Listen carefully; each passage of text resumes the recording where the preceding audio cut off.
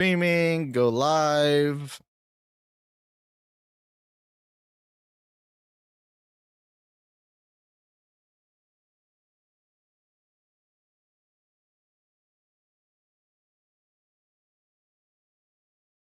Yeah, that's fine. All right. How's everybody doing? We are live and we are having fun. We are gonna talk about more of a community type of thing today. No debates, but opposition, people that aren't part of the community certainly can come and weigh in. What I want to talk about today is the topic of deconstruction. The YouTube page that I run here is called the Deconstruction Junction. And we do have people already coming in. So let's get this started, I guess. All right. Hello. Are I you there? disagree with hi. I disagree with your background. Disagree. There's not a statement. It's just Are you an question. atheist? Yes. Okay, so I'm a pragmatic utilitarian. Okay. So what's your like contention with deconstructing? My contention is I'm more for reconstructionism than deconstructionism Okay. So what do you in mean terms of by theological belief. reconstruction? Yeah, so people have a tendency to take theology at face value and say this theology says this, so therefore it must be practiced, when most Christians don't even practice a lot of the things in which they are supposed to practice within their book, because if they did, they would be in federal prison. Every religion does this. And religion is fluid. It forms to the societies and the legalities within those societies in which it's being applied in. Right. So I would So suggest that deconstruction's nice, right? Because it allows you to, kind of separate the indoctrination that you may have been brought up with, and then, kind of figuring out what parts of it rely on like scripture or, the actual like doctrine compared to what people are, perhaps pushing as like an agenda or, something like that. are Christians a monolith? Are Christians a monolith in Yeah. ways? How so? I mean, Christianity, I generalize Christians. A lot of people generalize Christians. Do you We see how have, that's intellectually dishonest? well, the thing is that people label themselves as Christians, even though there's how many different denominations, right? That would be a no true Scotsman fallacy if you were to say there's no I'm such not thing as a saying that Christian. anybody is true. I'm just saying that there's more than one denomination and they all fall under the label of Christian. Is that not correct? Yeah, sure. That still doesn't mean that would even mean that they're less of a monolith because they are diverse.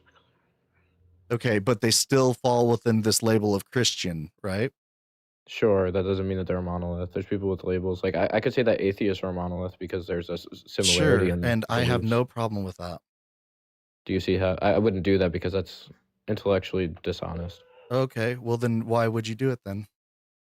Okay, I'm saying like for you to do that means that you're generalizing a group of people and saying that all of them endorse like the Crusades, all of them endorse slavery, all of them endorse all these things that their God says. Yeah, I Like realize that. not everybody is the same. That's why I'm a proponent for deconstruction, right? Like so we can kind of figure these things out.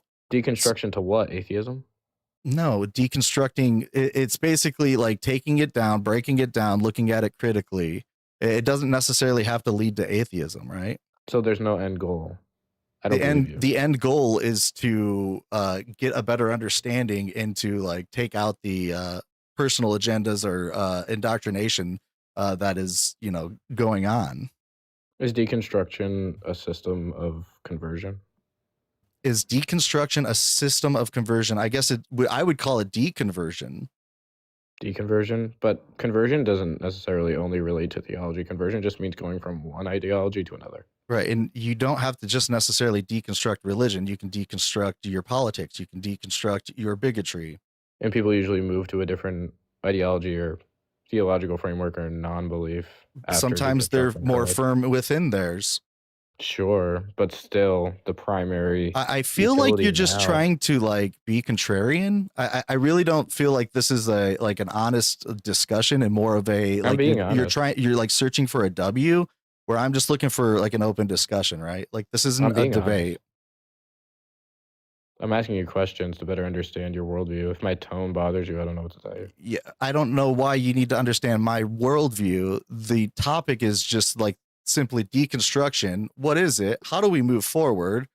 And it's just an open discussion, right? Like, so I want to ask people what their take is on deconstruction. And, you know, is it good? Is it bad? Is it helping? Is it not helping?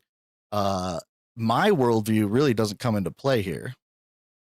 You would still have an implicit bias as an atheist when presenting anything. As I'm just trying to get like a temperature read. Yeah, so you would still have an implicit bias based on the way you engage with it with individuals, because atheism, while it is not a worldview, it's an idea that people organize under, or a premise in which people organize under Right. that And influences the way in which you interact with your reality. right. And that's why this discussion is an honest and, you know, like genuine Is it? discussion. Yeah. To figure out, you know, is organizing a thing that should be done under the label of deconstruction? Is deconstruction, you know, more than just, you know, like the idea of critically thinking? Is this becoming a movement? You know, is it becoming a cult? Is it becoming an ideology or a religion of its own? There's a lot of questions I that think I would like to get the read on. you want to I'm hear not what trying I to think. like debate what deconstruction is or like justify or de-justify it or whatever it is, right? You Like, want to hear what I think? yeah, I do want to hear what you think. Yeah, so I think personally, deconstruction has just become a place for like I think, and I want you to take me seriously when I say this, because I am being 100% serious. This is my perception. Uh, this this has just become a place where like teenagers and younger individuals or people who have Christian hurt go to make themselves feel better or to rebel against their parents.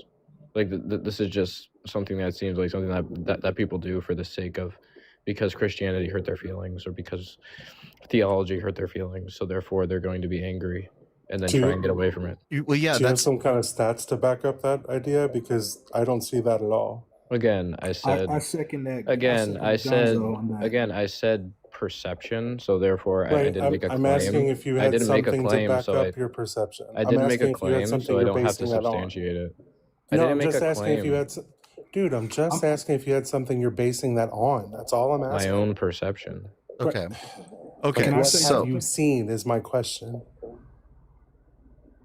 What have I seen? Yeah, where have you seen this? How have you? Where have you seen this? yeah, at? where are you Have you gaining ever this I'm not this Christian. view?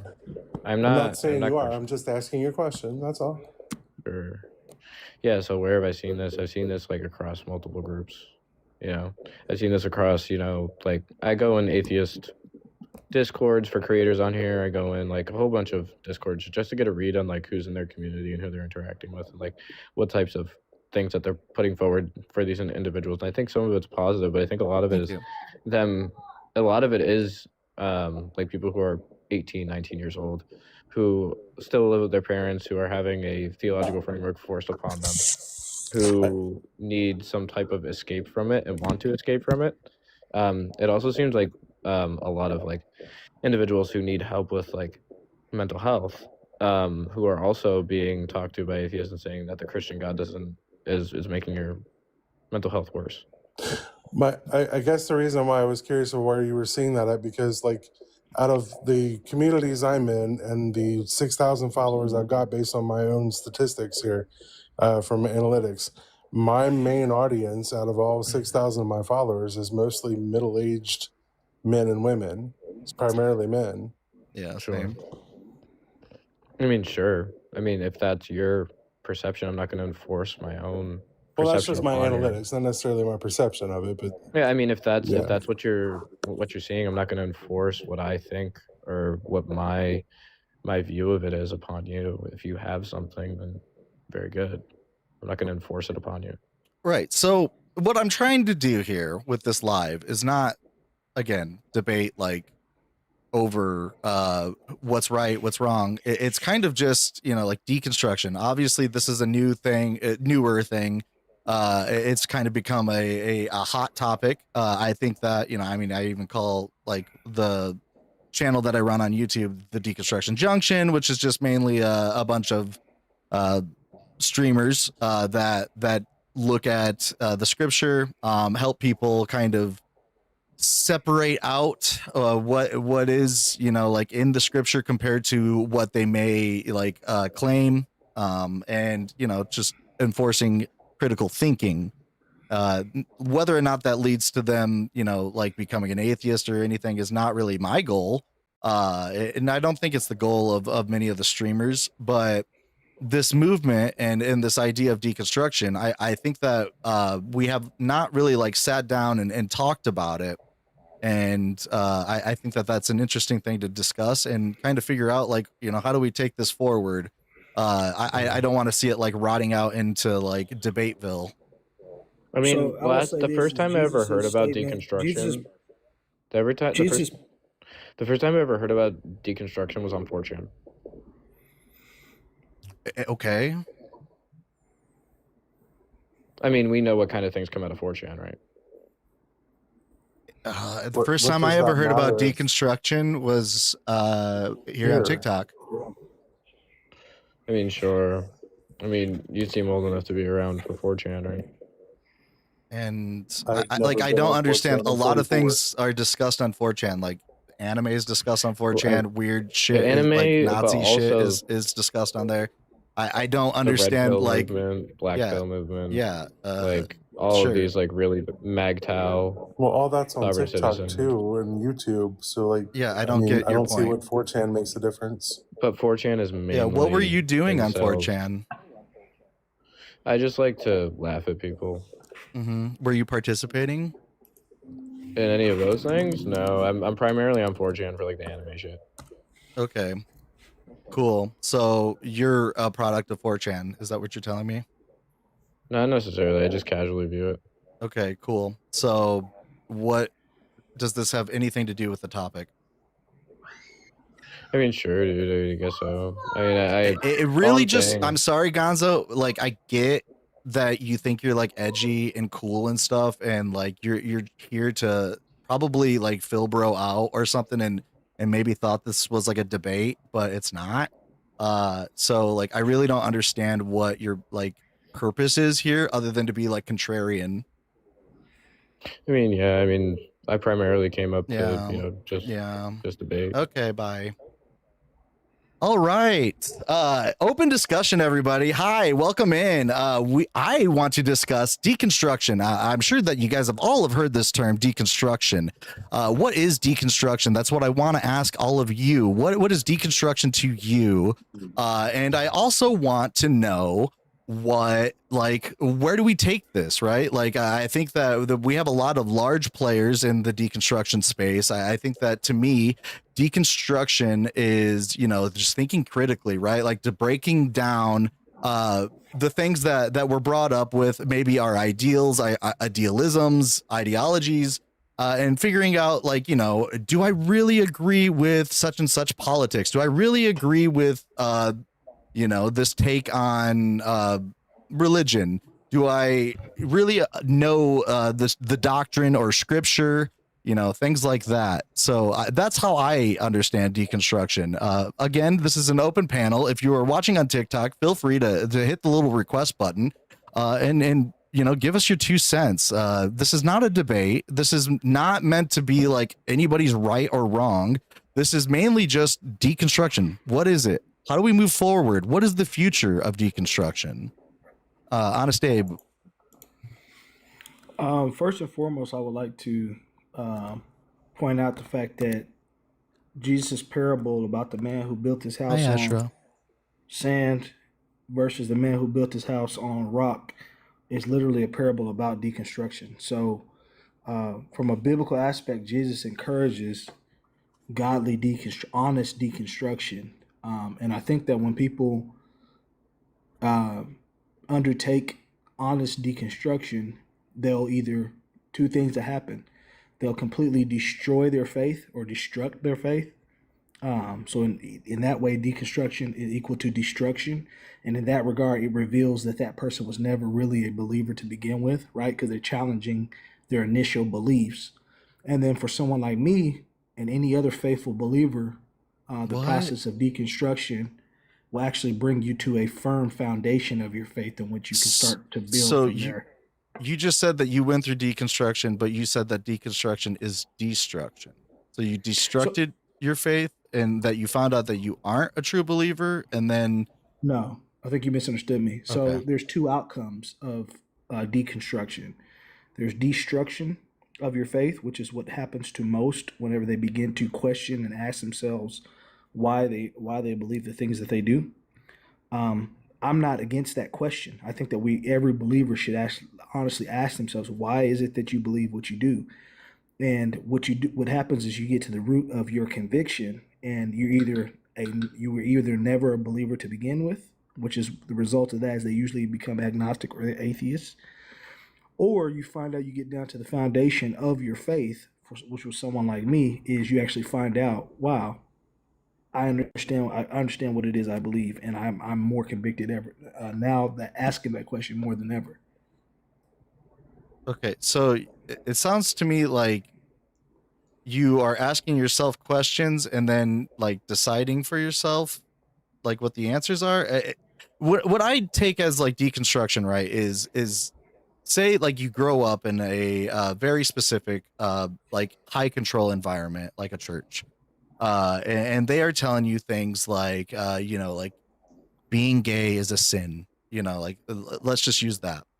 uh when you look into the scripture, you might find that that's not quite the case. So you may have to go back, look into the like actual Hebrew, consider the context. You're not just taking the words of a high control environment as blind faith.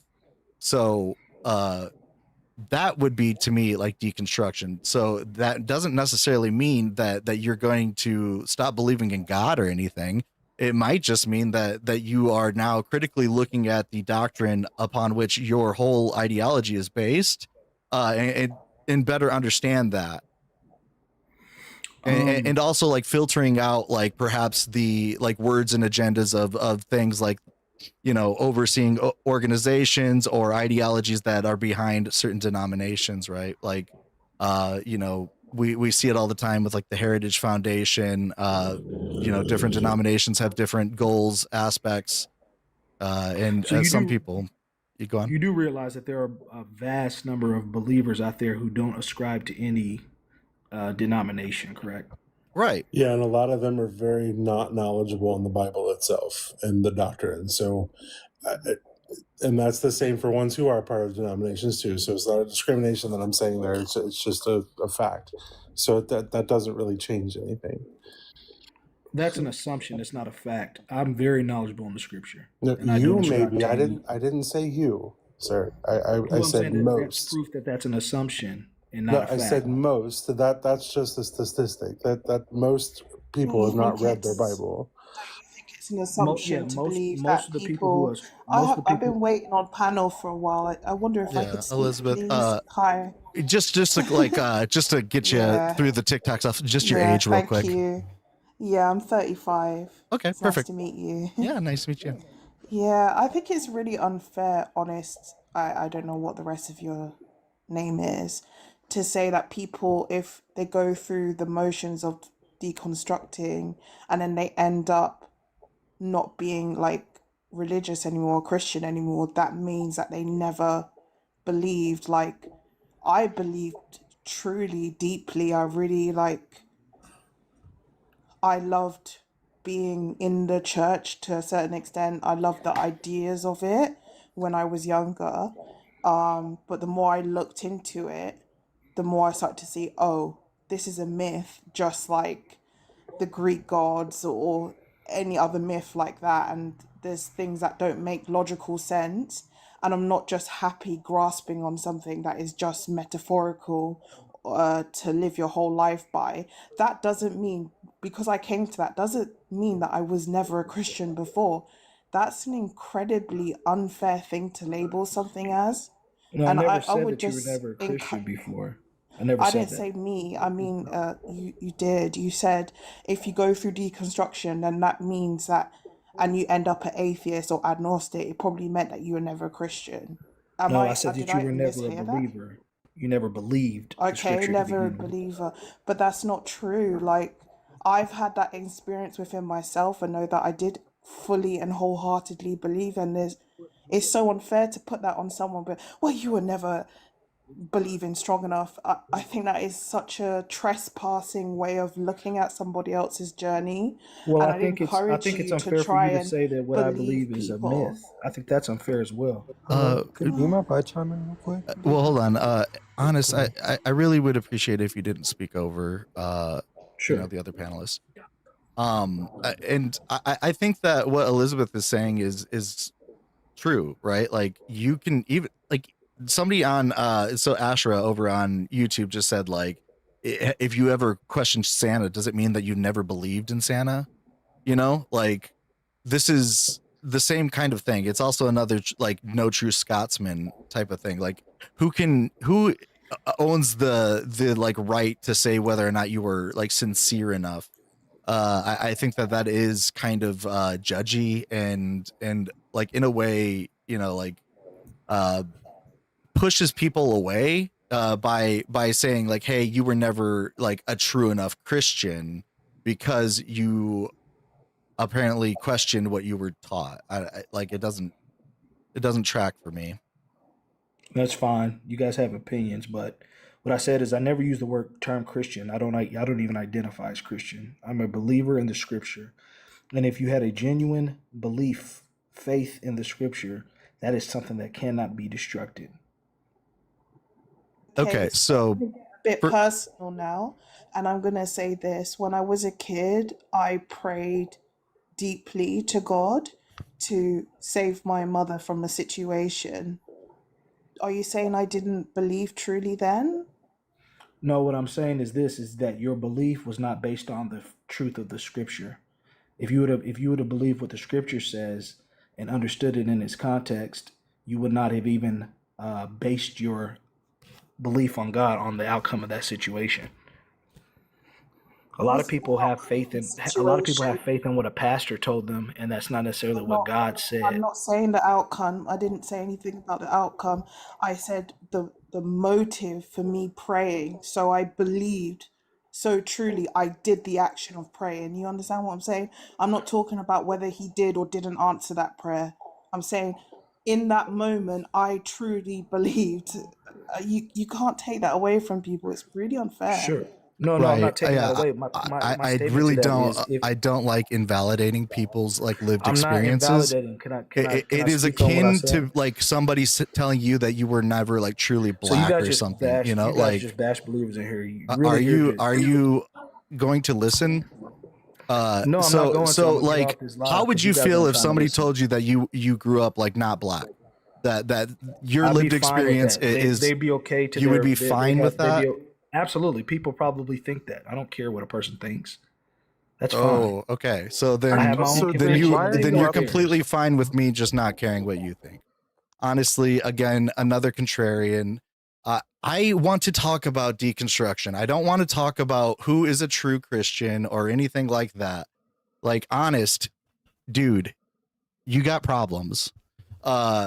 You always come up and you always seem to have the right, like, it's your way or the highway, and like that is completely what I say deconstruction is all about, which is, you know, like figuring out the difference of people that are trying to say like this is my way, no way other than that. You can't go and make your own, you know, like determinations on these things. It was the hypocrisy of saying you weren't a true believer, but then when I said that most Christians statistically have not read their Bible, he's like, you can't lump people in like that. You can't talk for me like that. But yet here we are. It's a hypocrite. Right, it's just again, it felt like we were going to try and like debate, and that's not the purpose of this discussion or this live right now. You guys hate God, that's all. Sure, you can think that. Once again, This is not the topic. I'm not even trying to like talk about Christianity in itself. This is about like the actual like movement of deconstruction and what we do with that, right? Like, how do we go forward? I think that the discussion of itself is something that needs to be had, because otherwise, like, are these deconstruction movements valid, right? Like, are we just going from one high control environment to another high control environment? I want to, like, get to the bottom of like, what is deconstruction? What does it look like on a large level? And like, how do we take this beyond just debates and like treating other, or not treating others, but like, figuring out what is right, what is wrong, what is doctrination, what is indoctrination, and so forth. It's just a discussion on, like, the meta right now. Oh, Yeah. I'm sorry, I interrupted you. Meta, My bad. you're good. You can speak up next, and then Augusto. I just need to get your age real quick. If you want to put that in chat, that's fine too. I'm 21. I know I put I'll say it again. I'm 30. Okay, perfect. Meta, you're next. Okay. I guess I don't know if what I'm doing is currently deconstructing. I don't know if questioning your beliefs is deconstructing or something like that. But like, I guess I would say I've recently started questioning my own. I guess like about like a year or two ago, because I wouldn't say my parents like deeply religious, or I can't speak deeply religious, but my grandparents are pastors of a church, and I do usually go to their church around like Easter on Sundays, Mhm. And I didn't really hate it. I just, most kids find church boring. I still do, but like Yeah. I still appreciate, like I understand like, it's community. So I still appreciate the community that was there for the church. But growing up, I'm not realizing like, hey, I'm starting to really question if, or I didn't say anyone, but I was telling myself, like, pretty much just speaking to myself about like, does God really exist? Or if he does exist, is he really what I think he is? And so I was kind of keeping that to myself, like throughout my years just growing up, until like I told them like when my other family members about one of my cousins, and we kind of share like the same views about how we view Christianity, especially coming as a black person, because at least I know you can't really relate because you're not black, but like growing up, you realize that black people were kind of forced into Christianity because during slavery they were given the slave Bible, and it's like, is that really what I want to believe in? Given like I I don't know. It's just, sorry, I'm just stuttering over my words. It's just hard to really explain how I'm feeling I about love what you're saying. I love what you're asking. I think that like these kind of questions are like really kind of the first step of deconstruction, right? Like it's that kind of questioning of like, yeah, is this what I want? Like, is this me? Is this even like true? Like, am I following like what is actually being said in these scriptures, so on and so forth? And I mean, like, this can even go even beyond religion, right? Like, it's Right. in with indoctrination of like bigotry. Like, do I agree with my parents when they say like, immigrants are bad, like things like that. Yeah. uh And and those questions, I think, are definitely the first step, but there's more steps than that. I think like looking into it and like asking others and talking about it, that's all within the like umbrella yeah, of deconstruction. I remember I did try having a conversation with my dad about it. Like we got like a little small argument about something else, and then he brought up something about God, and I'm like, I finally got the courage to tell him, well, I don't really believe it, and then like that sparked something else, and like I now feel like he's shaming me for one of my own beliefs, and every time I do anything bad, it's just like he always brings God into it, and just annoys me so much because like, what's the point in me even trying to conversate with you if you don't want to listen to me, your own son? I'm not even trying to be disrespectful. I'm not even trying to say, hey, you should be Christian. I'm just saying, I maybe I'm thinking about becoming either agnostic or atheist. I'm more thinking about towards agnostic because I can't really prove if he doesn't exist or not. But if I Mhm. do tell him, I was just telling him the reasons why I feel like I don't want to be Christian. It just like he was just shaming me for it, and it felt hurtful. I'm not gonna lie. It just, I don't know, and I I guess think honestly, in a way, it made me feel guilty for not being Christian. Yeah, go on. Whoever was just about to speak up, I didn't catch. And sorry if it feels like I'm trauma dumping or anything like that. It's just No, I think that these are really good things to like talk about, especially like with this topic. I think that uh my goal here is to let others kind of understand like what is deconstruction, because I think we hear the word a lot, and not everybody has like a really good grip on that. And I think that like things like what you're describing, like asking questions, and then even when you do ask questions of like perhaps your father or like a church leader or anybody like that, and you get pushback, I think that that's like part of the deconstruction process. Is like, okay, well, what's up with that? Why are they pushing back? Like there's something that sparks. I feel like when you start asking these questions, and it may lead you further into your faith, it may lead you out of it, and I think that like being aware while you're going through these things is very important. right. And honestly, I feel like deconstructing my religion is also like help me like deconstruct some other ways. Like, now I'm trying to learn more about how the patriarchy is, or how I'm benefiting from the patriarchy. Like, because before this, I really didn't even think that patriarchy even existed. I really didn't even know what it was. But now just since I'm questioning one of my, I go and say, well, my core beliefs I used to have, now questioning other things that I used to think that I know. That mean I don't know about now. Question for you: do you feel like lost or unanchored, maybe like kind of adrift or anything, or is this kind of making you feel like you may be finding your way? Honestly, it's a little bit of both. Like Mhm. I just really like if I'm by myself, I'm just like, because I usually like think a lot, like overthinking, but like it really just it's a mix Hey, of the Bowie. two. But most of the time, I always say I feel like I'm a little lost. Like I am feel like I'm finding myself, but like when I find a piece of myself, I feel like another part is drifting apart. If that makes sense. Like Yeah. I relate to that actually. Like you do kind of see maybe like your old self yeah, as like separate. And it's just like, geez, like I remember so like I'm not a straight man, right? Like, but I was in the closet for a very long time. When I came out, one thing I noticed is like how other gay guys would talk to me like on the internet, and it like completely opened my eyes on what like probably a lot of women go through with just like unsolicited like messages and things like that from men. Like I was just blown away at like the wild stuff that people felt like that they were entitled to of me, and that they were like saying to me, and I could only imagine what it's like for, this is like a smaller subset, right? Like this is like gay guys.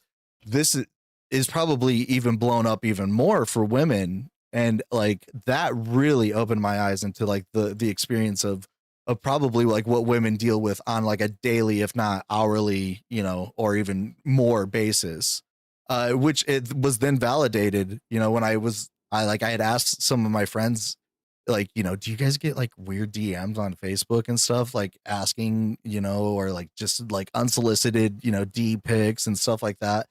And they're like, you have no idea. And then they were showing me, and it's just like, oh my gosh, I had no clue.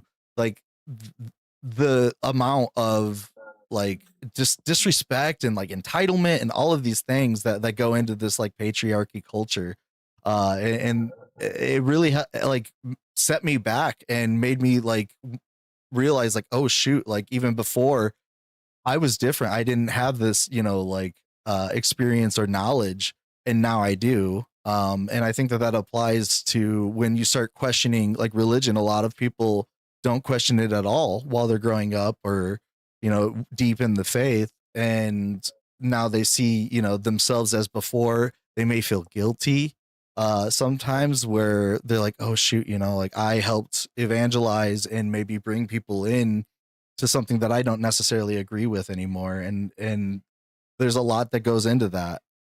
and honestly, like going a little away from religion, when I was deconstructing or finding out patriarchy, I may have gone like to the more extreme lines. I wouldn't say like they're misandries, but like they're obviously like I don't know what the right word is, but Like 'Cause feminism or yeah, like like okay. more extreme types of feminism. Like Mm-hmm. when I went to those lives, I felt like I didn't want to disagree with them because they definitely had some good points, but I feel like almost like to the point of like hating myself for just being a man. And like I know it's how I should be thinking. That's not what they're trying to do, but like it's to the point like thinking like, oh my god, I'm part of the system that done so many horrible things, and I've benefited from it. And you know, and I'm looking back at my past actions and maybe some things that I would have done that I would definitely been okay with now, or people, or if they found out that it before when I was younger, they wouldn't be okay with it. And they would probably like think I'm a terrible person, and just like it's just like I don't know.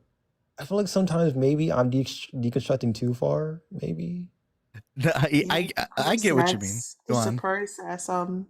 I stopped being Christian probably around like 2005. I'm 35 now. And it is like, it's a massive journey. And you do see things of yourself in the past that you wouldn't think like is part of your morality now. And you should, I think this for myself, but understand what you did in the past was wrong, but also understand that you're looking back at someone who was a child.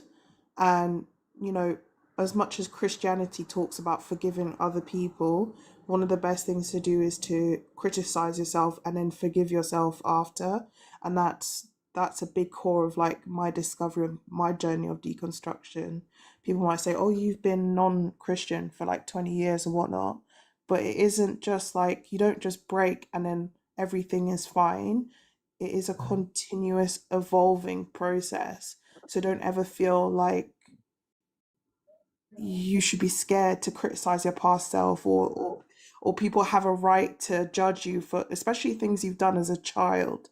Like when we're kids, we have to do bad things to learn that they are bad things. So yeah. Well put. I really like that. I think that forgiving yourself, not excusing, right, but forgiving. I think that that's a way to move forward. So you don't like hang on that, right? Because hanging Mhm. on the past is not going to get you anywhere. And that's like exactly like part of this is like how do we move forward, right? Like how do we stop, like this kind of like spiral of like reaffirming ourselves or anything like that? How can we kind of maybe adjust gears and even like figure out like how we can maybe help others, or we can apply what we've learned, or maybe like dedicate that we will try and learn more. Personally, I think that like deconstruction is something that is lifelong. uh Unless you're like born without any indoctrination, which I don't know if that's even possible, then I think you're always going to be deconstructing something, right? Like, be it religion, or thoughts, or like ideas that you've had on certain things that now may not necessarily be the same. And I think that that's hard. And like, there's a community that I started like on Discord, the Deconstruction Junction, which is like a collective of mostly atheist streamers, but they're very very good at being true to the scripture. But I want to like kind of expand it out even further than just religion. I think that there's a lot of things that we can deconstruct. They don't all have to happen at once, but I think that having a community that's kind of on the same page really helps. Yeah. Because honestly, just coming up here, I honestly felt a little bit therapeutic. Hmm. Because like I feel like I was able to like maybe express something that I wasn't able to really express to anybody else, or at least I mean I was not maybe not anybody else, but like I guess it's like maybe a wider audience. I mean, feel like I'm more not alone than I once was. Yeah, you'll find out real quick. Like, our Discord, like it has like 6,000 plus people in it. And like a lot of it is just people saying like, hey, I've been kind of questioning things. I want to like look further into the scholarship of maybe like certain books of the Bible that they have questions about. Like a lot of people have questions about like, was slavery okay, like in the Bible, or like was being gay a sin? Like I want to look into the answers and see if I can find, like a clearer answer than just, a priest or somebody telling you, yeah, don't question it. It is a sin, and that is what it is. Like this is something that we all like, as people that are like constructively or deconstructing and like thinking about this critically, can help each other with. I believe. Hey, Gemini. Yeah. And one of the things now that a couple of years ago, I was deconstructing toxic forgiveness. So this is like the circle of forgiveness. Not to harp on Christianity in this, but this is No, my you're fine. background. Like Christianity's gonna be a big Yeah, deal because it's yeah, such a like over, like it hangs over everything. exactly. Exactly, and I am three. I'm Caribbean by birth, so I came up in a very evangelical, fire and brimstone, you're going to hell sort of environment, and sin, sin, sin. And I was dealing like a couple of years ago with toxic forgiveness, like forgiving people for whatever they do, even though I was not Christian.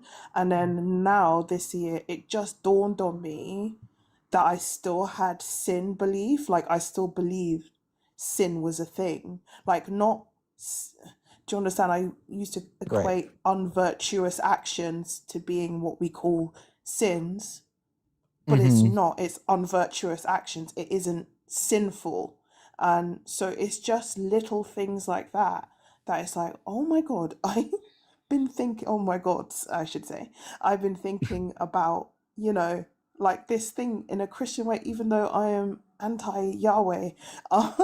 So yeah, and to go back to your part on the patriarchy and looking at itself, and all of us feed into the patriarchy, so never feel like it's targeting it's shit for you to be a man. That's not what it is. It's more looking, it's an inner work thing and an outer work thing. So how you conduct yourself around people, and that's men, women, or anything else, and how you conduct yourself with yourself. So a lot of the thing of patriarchy and how it affects men is things like emotions. And I would say in our background as Black Christians as well, boys aren't allowed to show certain emotions, and this could be really hard when you come out of that framework. So just never think of the feminist stuff as something personal. Think of it as a bigger thing outside of yourself. Yeah, don't take it personal. That's a really good thing. Like I never take personally like when I hear like it's all men until it's no men, right? Like I don't like sit and think like, well, I'm a man and I'm not this like terrible person. Like I don't take it personally because you got to think of it as the overall aspect. Like, Like yeah, they're just trying to be cautious, like, right. Well, like in like if you consider like women, they when they walk out to their car at night, they don't feel safe. And why is that? And like that's where it's all men, it is all men until, a women can go to their cars feeling safe. Like until then, it's upon all of us. We shouldn't have to feel guilty. I don't think that guilt really will get anybody anywhere.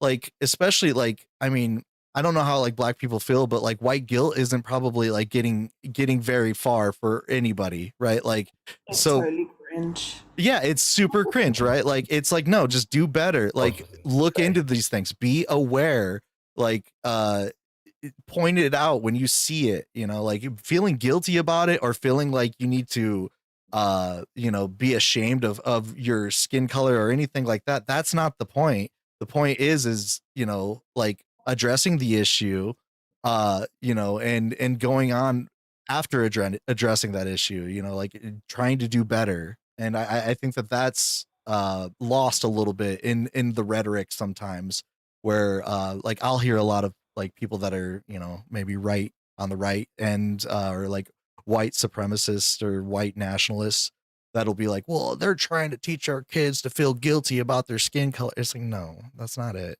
It's about awareness. It's just knowledge is power, everybody.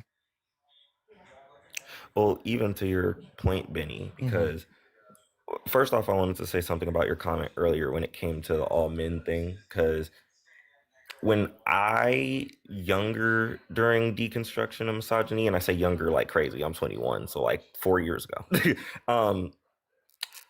We all know I you're a wouldn't say baby. I took it. How dare you? But no, I wouldn't say I took it personally, but I would say one thing that definitely helped was when I had a lot of friends who were women. So it was easier for me to ask my friends who were women, hey, what do you think about it? And they even said, before we got to know who you are, as far as you being Gemini, you were just a dude. And they were like, that's how it is for us at all. We don't take time to really think, well, is this guy different? No, he's a guy. If we get to know you, then it does help, and you get to show yourself that you are not a part of that all men category. But if you expect a random woman to take the time to look at you at the middle of the night, like you just said, walk into the car and be like, well, maybe this dude isn't being creepy, that's not going to happen, because in that moment you're just a dude. When you go to the bar, women are not going to take the time to not use the guard because they need that guard for protection. Right. And that's We why I don't was about have to like say, yeah, men mental should. resumes, right? Like being like, okay, here, like, Right. let me just mentally send off like all the good things that I do, or like All the good type of vibes. all Yeah. the type of person I am. No, if you're a guy walking up to somebody in the dark, you're just a guy walking up in the dark. You know, it's gonna be a little creepy. And I guess that And kind I of wanted to add on to the part with you bringing up about racism, especially because I just had an instance last night where I was talking about deconstruction with one of my friends because he was asking. And I was explaining him covert and overt racism. And I feel like there's the same thing in all forms of discrimination, homophobia, transphobia, phobia, misogyny, where there's an overt and a covert. And I think when it comes to men, we are not as good as detecting the covert. And I think it's the same thing with racism. White men and women are not as good as detecting the covert racism. Straight people are not as good as detecting the covert homophobia. And I feel like that's a fact of it. And one thing I tell people when it comes to deconstructing anything as far as that is, at some point, you were probably misogynistic, probably racist, probably homophobic. Does that mean you're a raging homophobic racist person? No, but at some point you said something. At some point in your life you might have done one and you don't know, because again, our society, that was the plan for you to be set up to do that. And the deconstruction to me also needs to come from the fact of you need to sit there and say, hey, I at some point was racist, but I'm actively trying not to be. And that's the thing, actively trying not to be. There's a difference between being not racist and being anti-racist. Being not homophobic and anti-homophobic. Do you actively make the effort to go against it instead of just saying I don't do it anymore? Because anybody can stop eating, like anybody can stop doing it, but do you actively go against it and push to go against it? But a lot of that does come from, like everybody said earlier, self-realization. My friend who I had to educate, they didn't know too much. Ooh, hold on. Who was that? DoorDash? Was the DoorDash lady from the news just coming in? actually that did remind me, or I guess not reminded me, but I guess that Sorry, no, I'm at my grandma's hey, house. I'm not at my usual setup. actually, you can finish, Jim. I'll say what I had to say. Once Yeah, you're done. we'll have you speak next, Meta.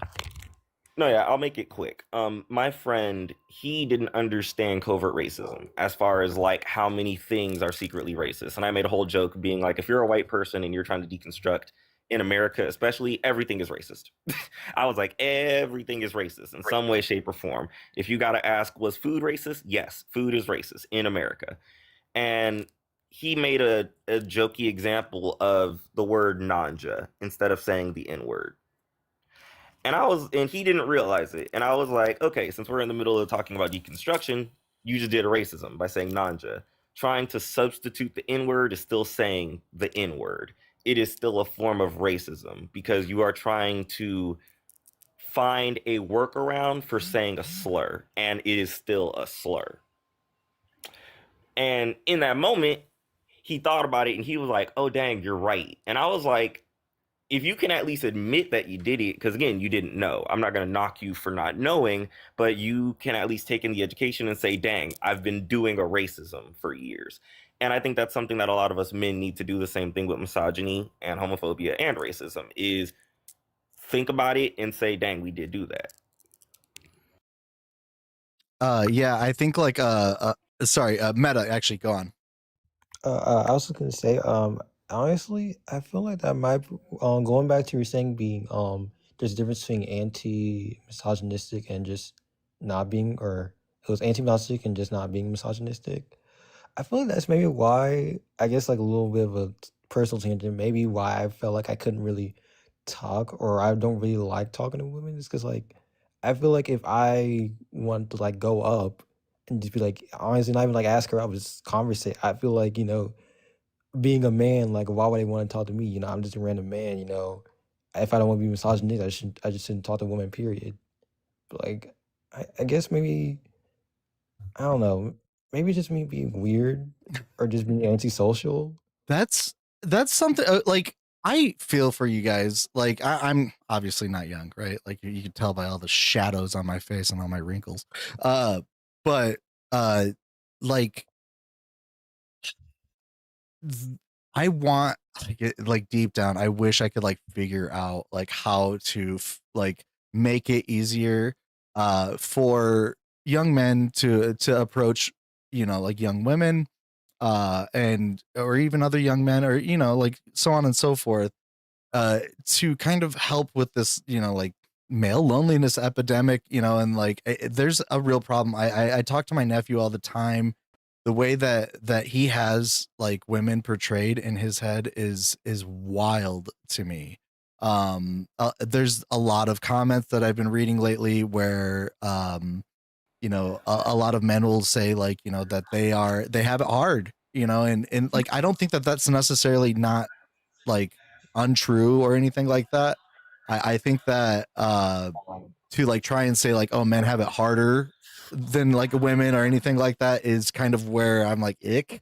But what I mean is that I think that I don't want to speak for women, but I think that like approaching somebody in a very like cautious manner, casual manner, is something that is fine because we are all humans, right? Like we have to interact.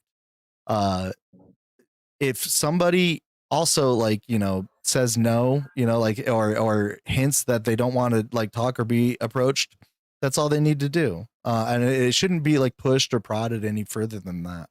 And I think that like knowing these kind of like rules in a way helps with like navigating those types of things. Some environments also, allow for a little bit more comfort or consent, like where maybe it is okay to like dance with a stranger if you're at a club, maybe it's not, there's a lot of intricacy and nuance to it all. Whoa, that's weird. I don't know I what talk that. about this a lot on my I live, would like to push back.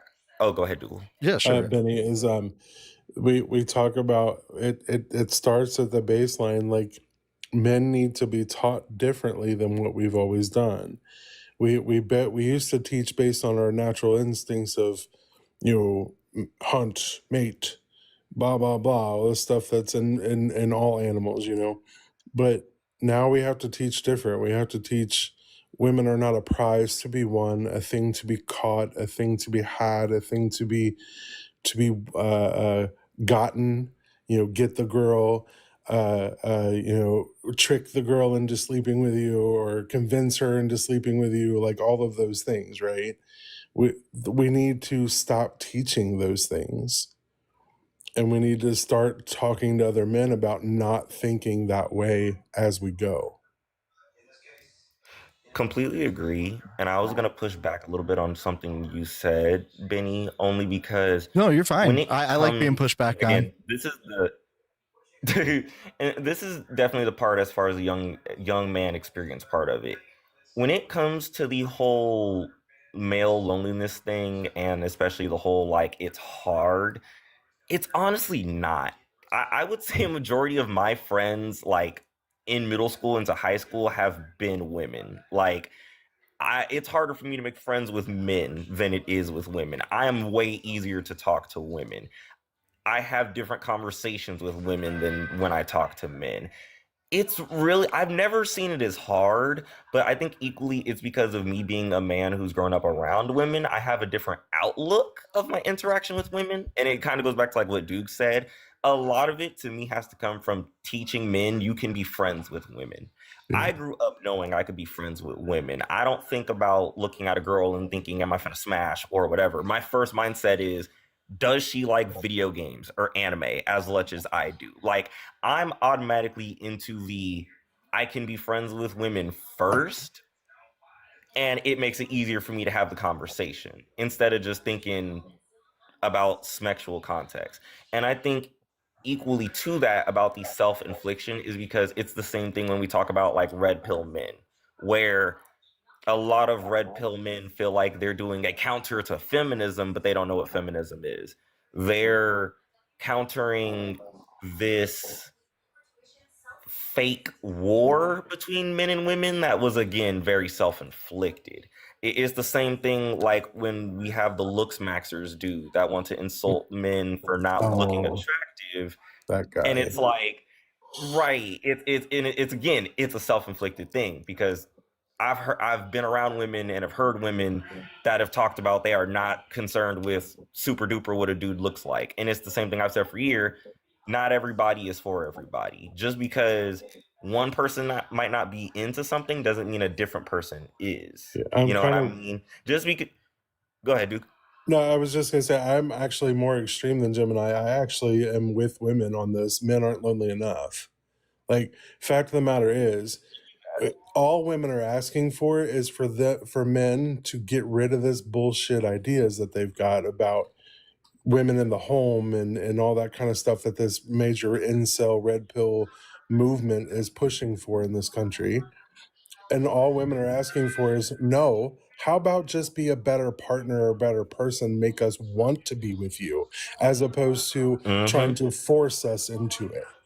And so to me, I'm with them on they're not lonely enough.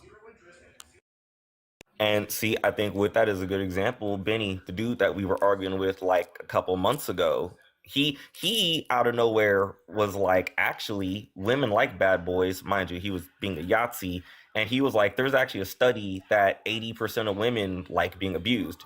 The fact that you know that is exactly why I'm saying the whole like male loneliness thing is self-inflicted. As a man, I never felt the need to look up a statistic of how many women enjoy being abused and if it's okay for me to be abusive. If you're a dude and you're doing that, and I feel like a lot of this younger generation of men is going down that route of this, let's be old school conservative before women's rights. Again, that's not going to help you get women. That's actually going to make women go further away from you. Like, that is not in, and like you said, when it comes to the not lonely enough, I think on top of that, it is a bit of a older men to younger men. A lot of younger men do need to surround themselves around older men to get different levels of advice. I would say I've benefited from being around men that are in their 30s, in their 40s, in their 50s, that are married, that aren't married, because getting that advice from older men and having an interaction around older women has helped me build multiple perspectives of not only how to deal with people as friends, but also how to pursue romantic relations too. And I think a lot of younger men need to start realizing how to make friends before realizing how to date, because I think that's a big problem too. A lot of them don't know how to be a friend before they think about how to date someone. That's Absolutely. I like I that. was I was actually gonna say that. I was like, I think it's a case of people in general don't know just how to be friends anymore. We're looking at a society now that has children have less and less time out, and social interaction isn't like face-to-face social interaction isn't a thing as much as it used to be. And then to me, this whole thing seems to be the effect of that, because people aren't accustomed to just knowing other people, like playing with them on the street, or like Yeah. not conducting everything online. Like I found it best, like to go back to deconstructing, Mhm. the best deconstructing groups I found, unfortunately, it's just online. I can only find people who care so much about this topic passionately, like from across the world. But my whole community, like I went 20 years without ever meeting another black atheist. And I, in fact, went out of my way never to discuss my religion around any other black people, because I didn't want the argument and I didn't want the preaching. So I completely understand being like your life is online to a certain extent just to find like people vibing, but at the same time it's to build healthy connections. You do need that like face to face experience of just talking, and this is going to the talking to people who you want a romantic relationship with, but first seeing as that person as another person and not just an object of pleasure or something you can get out of them first, which seems to be the whole base of red pill and these movements. Everything is hyper transactional, and you're just going to end up having really shallow relationships, and then the knock on is you end up thinking everybody is shallow because you're projecting shallowness into the world. It tends to mirror what you give back to it, the world. So yeah. Elizabeth, I have a question for you. Are you following Black Atheist Rants? Yes, darling. I love Good, Bar. I good. love I'm Bar. glad to hear that. Yeah. Good, good, good, She good. follows all the black people, atheist. Bar is awesome. No, Bar's a friend of mine, and I'm just making sure you work because he's a good guy, and I'm glad you're following him. Good, I'm glad to hear that. Yeah, and Be Easy. Yeah, it's another friend of mine. I appreciate that. And That's Mama good. and Thinker. Oh, Thinker's the See, best. as a black A myself, I gotta agree with you wholeheartedly. It is so hard to meet black atheists in real life than it is online. Like it's not even one of those things where like you casually come into it, but like if you even say something slightly that's like, I don't believe in God, all of a sudden now you are a demon, the devil, the something is wrong. And it's like, okay, well, damn, never mind. I'm gonna shut up. Yeah, that's not cool. Like that's got to be hard.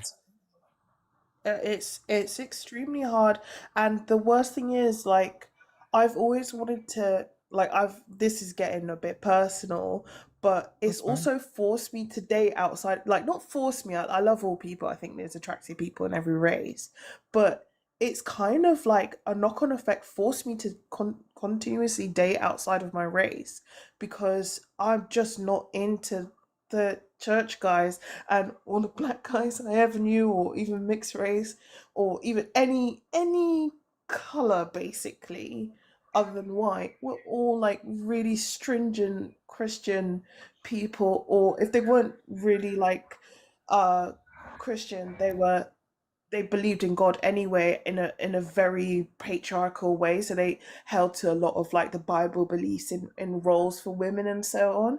So, and I found it hard just having friends. So it is, I completely understand, like it is a knock-on effect in everything. And at some point I did slightly become self-hating. Like that's why deconstruction, it is like this massive course, and nobody is further on than anybody else. You understand what I mean? I could be on level 20 on one thing but right back to level 1 on something else. So yeah, it's mad. No, it's real. Augusto, sorry if you got dropped earlier. In Issy too, I don't know what just happened. Like, it was like 3 of you like dropped out of nowhere, and I was like, uh-oh. Did I just like click something? TikTok's been bugging recently. They haven't done a true app update. They've only been doing patch updates. Don't be surprised if like your app completely stops working in like a couple months. Whoever they sold this to doesn't know how to run. They don't know how to run a server. But yeah, I wanted to make sure that Augusto got a chance Yeah, to sorry, mate. to join in or anything like that. No, don't be sorry. It's all good. Thank you so much. Um, deconstruction, what is it? How do we move forward? I actually agree with this. I'm kind of starting my deconstructing journey as well. Um, but I've been going through a Marxist socialist deconstruction journey and a postmodern social constructionist deconstruction journey. And conducting a lot of research, I've came to the conclusion that they're also both self-refuting, which blew my mind. So, God, I don't even know where to begin with. But I've never really grew up in a religious household. If anything, most of my family were really big fans of Charles Darwin, Lamarck, big fans of Isaac Newton, and just a lot of these amazing scientists, that brought so much advancements to humanity. But anyways, I'm going a bit off topic, but I think I want to do the deconstruction with the postmodernism and social constructionism. Yeah, I just feel like that's a very so like when you mean like postmodernism, can you give me like an idea of like, or like a few examples? Postmodern with the idea that there is no universal truth. There's all metagram narratives are power structures, or I guess as you said, used to exert powers to oppress and exploit marginalized people. I think if that's how I understood it. Okay. And that everything is a social construct to exert power, which can go through language, which can extend to language, extend to race, gender, vice versa, etc. Yeah, I mean, a lot of that, like, I that makes sense just on its like, the way that you just presented it. Like, I kind of relate to that a little bit, but so, was that accurate, or did I? I mean, to me, that sounds accurate. Like, the social constructionism and I want to say something to that. Postmodernism. Yeah, go on. I want to say something to that only because I feel like I know what route this is going down, and I just had a conversation about it. Are you about to make an argument for a push to a system like anarchy? No. Okay, thank you. You had me scared for a minute because I'm tired of people trying to push anarchy. Anarchy doesn't benefit people of color and or any minority. If anything, it puts them in more harm. That's why when you said that, I'm like, wait, please tell me you're not about to sit here and go, that's why we need anarchy. Like, I promise you, people of color will be hurt more under anarchy than they will under our current system. Please don't. Well, so I guess I also want to make sure. So like the way that I've experienced a lot of people that deconstruct maybe like the American life, right?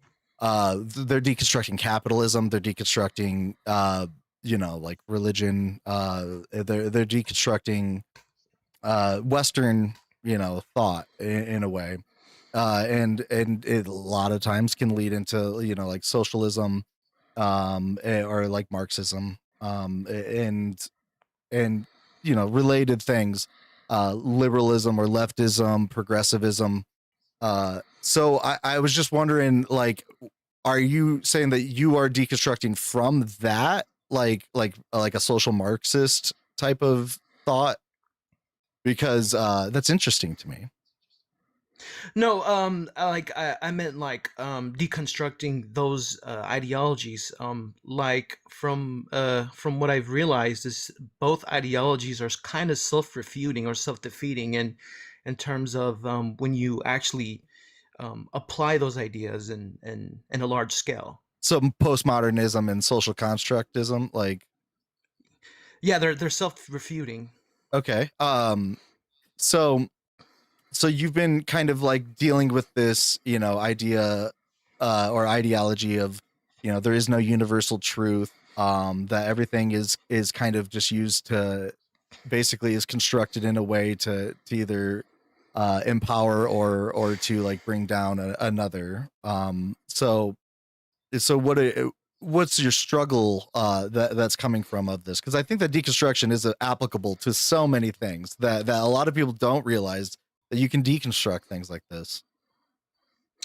I've came to realize when I actually had a conversation with a person who was like a biologist and a scientist to some degree, because they referred to a guy named Karl Popper, and then they referred to another guy named what's his name? I think Alan Sokal. Mhm. And when he referenced these people, that's where they sort of got me in a ideological confusion, or sort of like a philosophical confusion. And that's how it sort of began, where I was seeing, like, I don't even know how to really explain it, but I was starting to get mentally lost with some of the the ideas as I was digging deeper, because I didn't know how to really answer this person. So and then I realized, is it Jack Derrida? Oh man, I'm really bad. God, I want to be so horrible. And Michael Mitchell Foucault, I think. Mm-hmm. I think that's how you say their names. I know it's very French philosophers. Forgive me if I'm butchering the name, but Mm-hmm. you know, just the idea that all grand meta narratives are social constructs to exert power, and that um, morality and ethics are subjective, you know, relative concepts. Mm-hmm.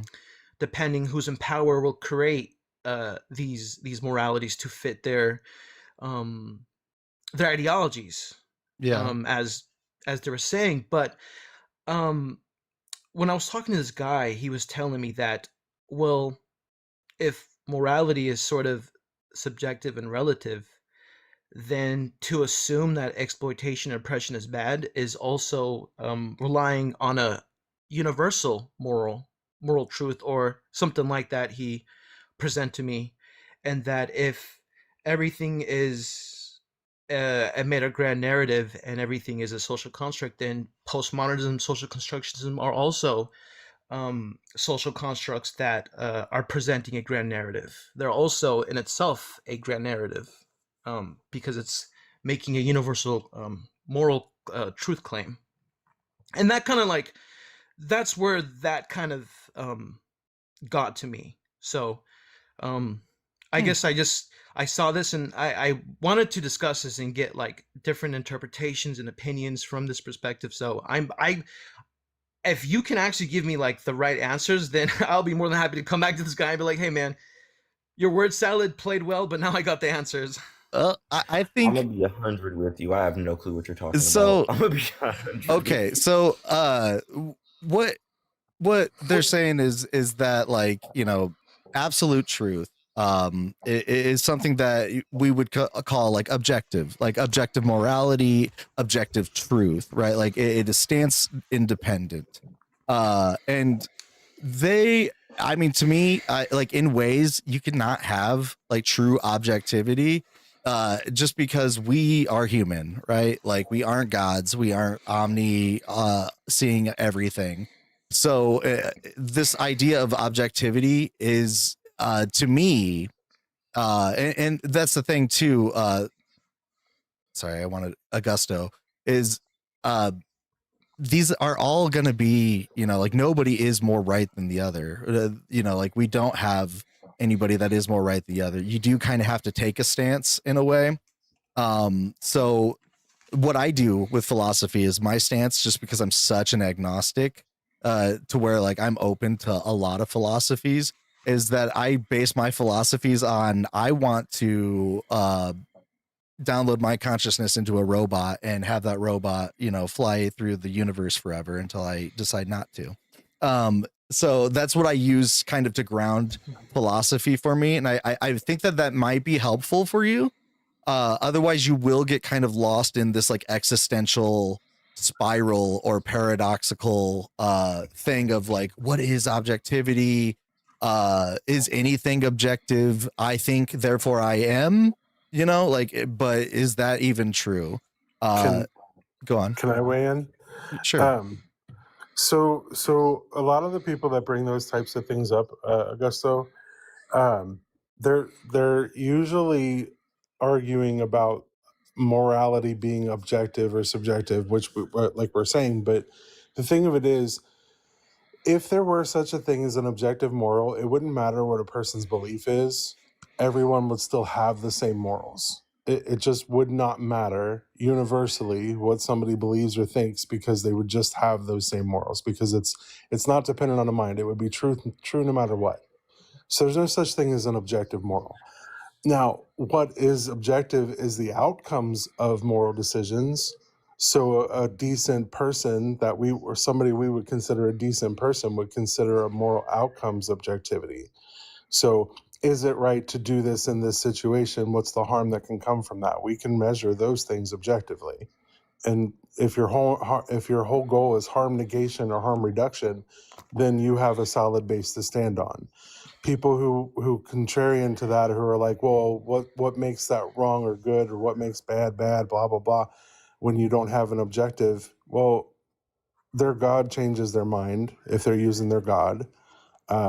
Doctrine changes, people change, society changes, so it always changes no matter what. They don't have a solid ground of their own to stand on when it comes to these things.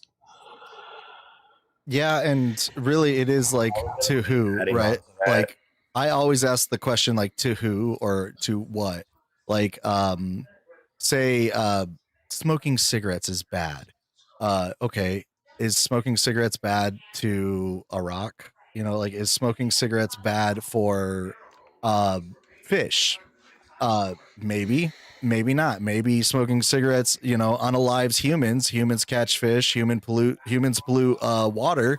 Maybe that's productive for fish. Maybe that's good for fish.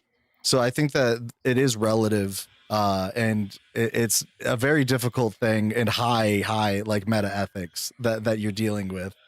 And there's not really a true answer, because then we would be dealing with objectives. I was just about to say, I think that's the problem we always get when it comes down to the argument of, is there a objective or subjective moral? Because again, I believe it's subjective, because obviously it is subjective. Not everybody has the same beliefs. We all believe differently.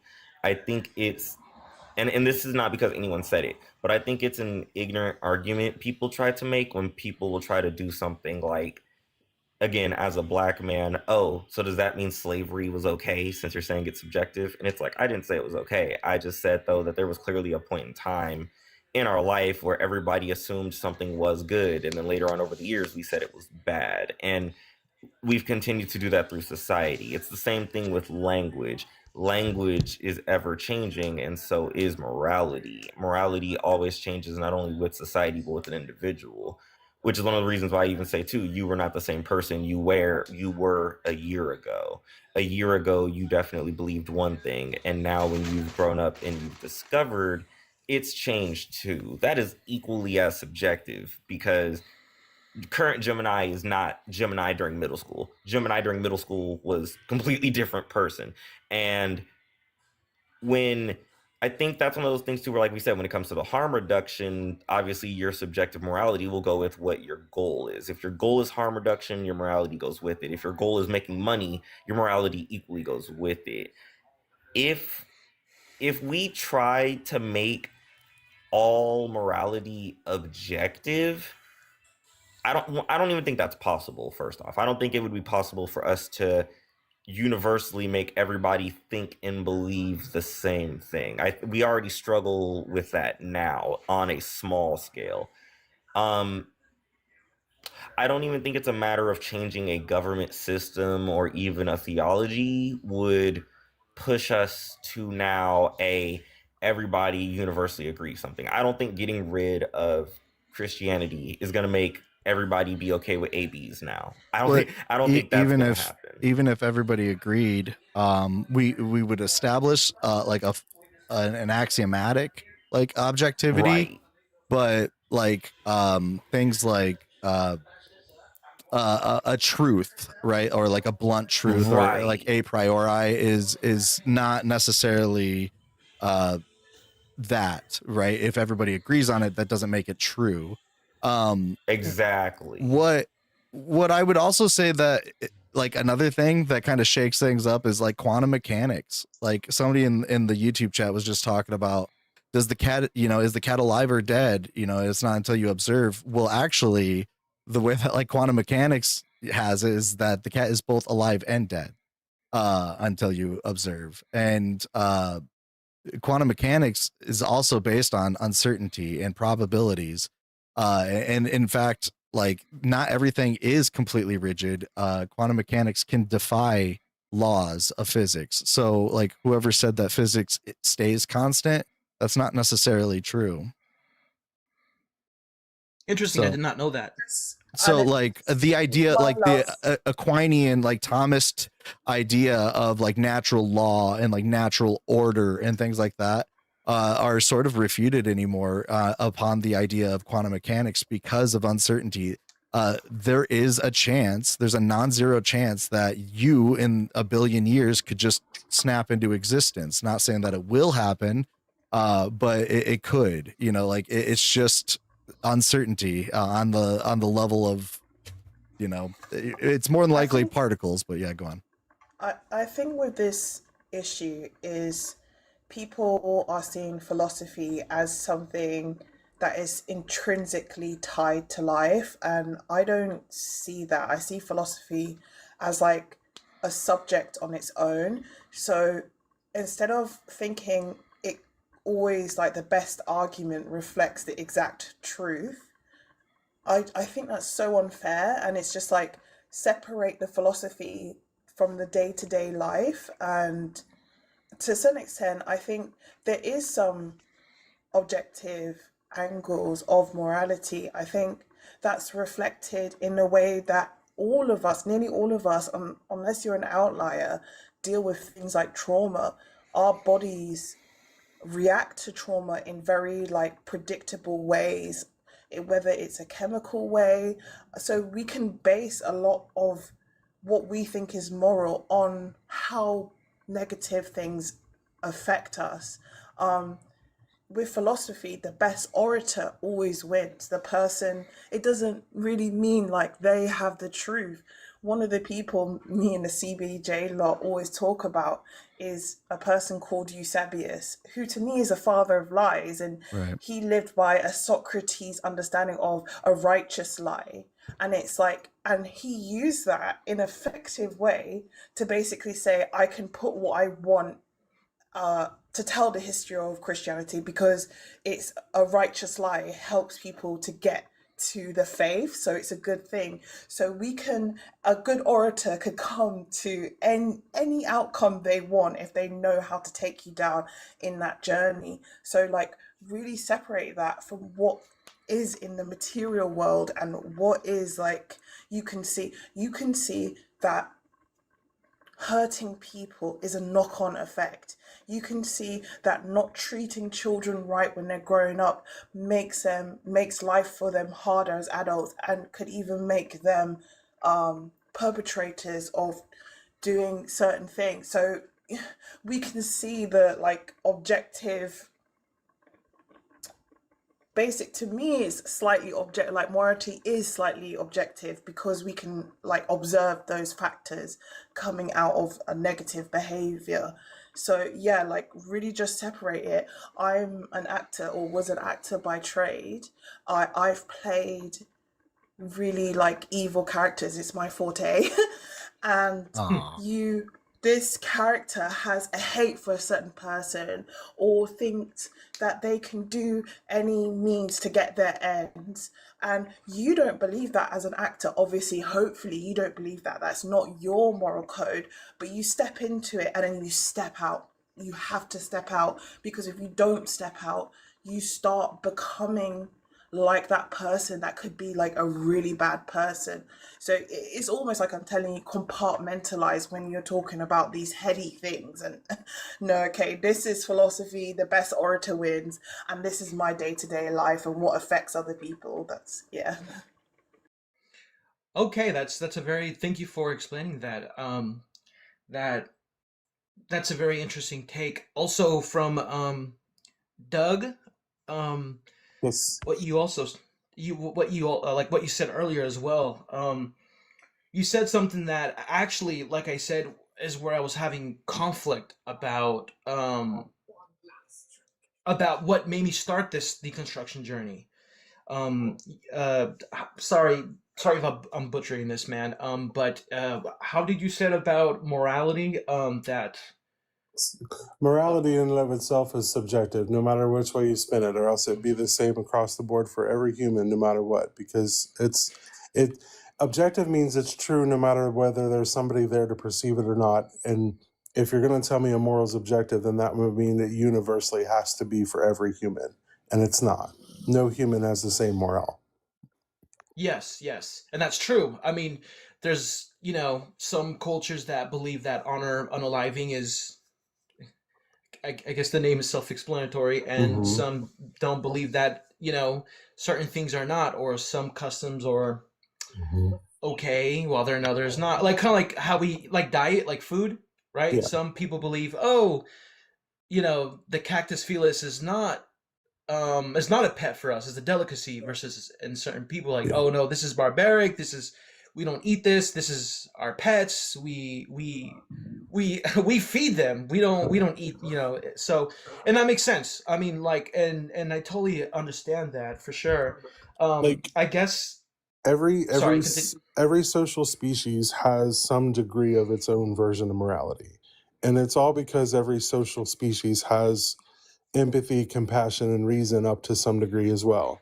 For example, lionesses will unalive a male lion if he harms one too many cubs, right? Because that doesn't help the species.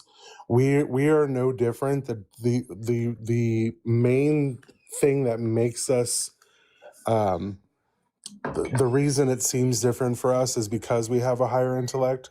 So we tend to override certain things, and certain things can be pushed down, like our empathy. We don't practice it, we don't use it. So some people lack it, right? That's why we have such stern conservative values in some places. Um, these are all inherent things. So anybody tries to tell you it's an objective thing, no. What's objective is the outcomes. However, we all do have a certain amount of baseline, an average on how we do these things. And for those who lack, like for example, psychopaths who quite literally don't have empathy, they're not capable, we make laws to make sure that they don't go outside what the average person prefers. A little bit of a lightening of the mood joke to what you said. The only thing that separates our intelligence and animals is the fact that we have hands. Let's be so for real. If orcas and dolphins had hands, they would dominate us. Like the only true thing that separates it is the fact that we have the ability to perform our intelligence in society. I would argue that like there's at least 15 different like Jara just said a pair of thumbs. Like, if we didn't have the ability to exert our intelligence, we would be the same as other creatures. That's the main separator. We have hands to interact with the world the way we want to. Speaking of hands, Issy has had their hand up. Well, sort of. Issy, did you Yeah, have something to say? yeah, I just wanted to kind of just play a bit of devil's advocate on Doug's point, of how like a very stern, like exceptionless person who believes in like an exceptionless objective moral kind of framework would respond. They would say that despite maybe what I believe to be moral or not moral and what you believe to be moral or not moral is different, that wouldn't disprove an objective morality. And the reason that wouldn't disprove an objective morality is because for a group which we would kind of call natural moral realists, they would say that when we make a moral statement like stealing is wrong, it's no different to scientific fact. It's a fact that can't be changed. So we have people out there that believe that the earth is flat, for example, but the earth is not flat, it is a sphere. And prior to when we discovered that, the earth was a sphere and that we actually orbited the sun rather than the sun orbiting the earth, you know, people really believed that, but that still meant that at that time they were wrong, they were misinformed. Now, it didn't mean that at the time that to them, you know, at the time it was a truth, it had a truth value. It meant that, you know, they were wrong at that time regardless. So, you know, it would be no different to a flat earther sort of speaking to a non-flat earther in those discussions. They would say that one is objectively right and the other one is like misinformed and wrong.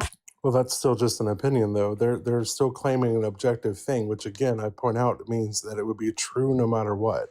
Psychopaths quite literally cannot give empathy, which is what morality would be based in.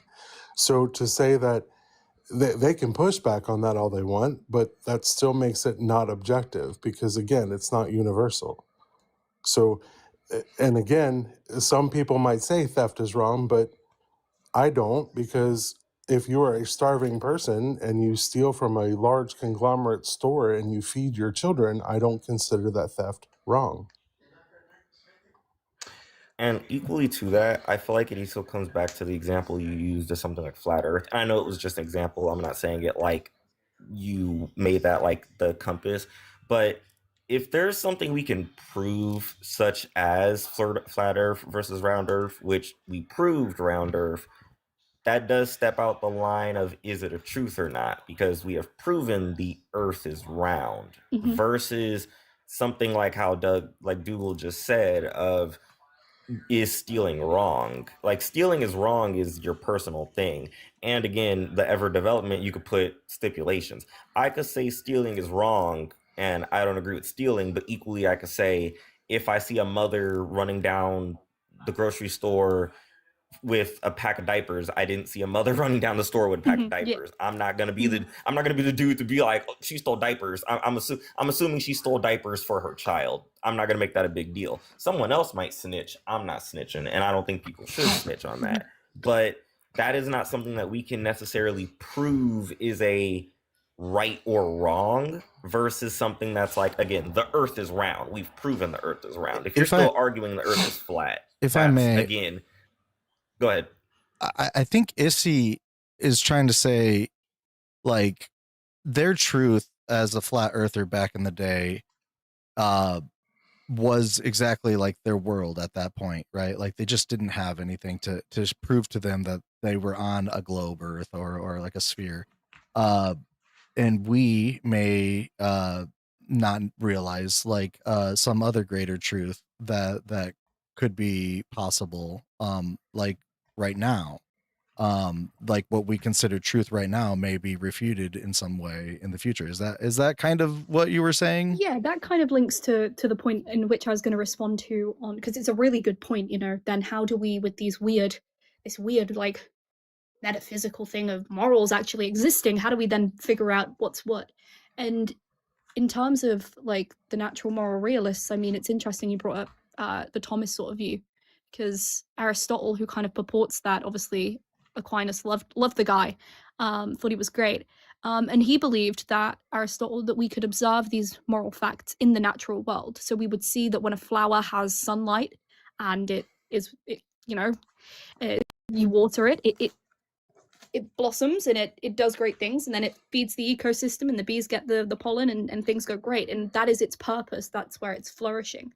So what he believed was that, you know, and how it's kind of been developed in modern thought is that we as rational kind of social beings come together and we say, what is our purpose? What is the end or goal that we need to meet?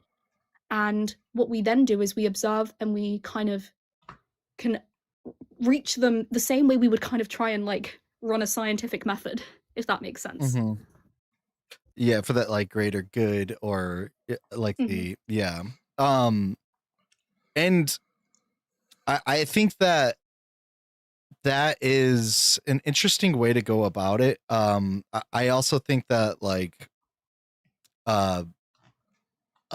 I would say like modern philosophy kind of refutes it in different ways. I'm not nearly as equipped as you are to like try and debunk it without like trying to like Google somehow to figure out how to debunk Aristotle, right? But one thing that I like can do though is, you know, like go over like Aquinas and, you know, and like his reasoning for a god, for instance, you know, and that he kind of defines a god into existence. There is, you know, like special pleading that goes on. And I think that is using like stuff that Aristotle like was noticing in Plato even, and then like applying it in this kind of cart before the horse type of thing, where they are trying to go from the conclusion of God exists and then work backwards. And I think that's like where the deconstruction would come in, right? Is just like realizing that, and not necessarily like trying to like refute it or like debunk it or anything. It's just like realizing, oh shoot, yeah, there is, you know, some logical fallacies going on when you assert that an unmoved mover exists based off of like laws of inertia and things like that. But then you're just special pleading for your God by saying that they were uncreated. You were saying that, you know, something can't, you know, like exist eternally or, you know, infinitely, yet this God can. So that is in itself special pleading. But yeah, and I suppose we can see a little bit now. I'm not sure off the top of my head how Aristotle frames, because he doesn't believe in a god in the same way in which, right. I mean, not many. He definitely didn't fall into the Greek pantheon, and then not many. It was more of like almost like a Gnostic, wasn't it? Like a monad type of a thought.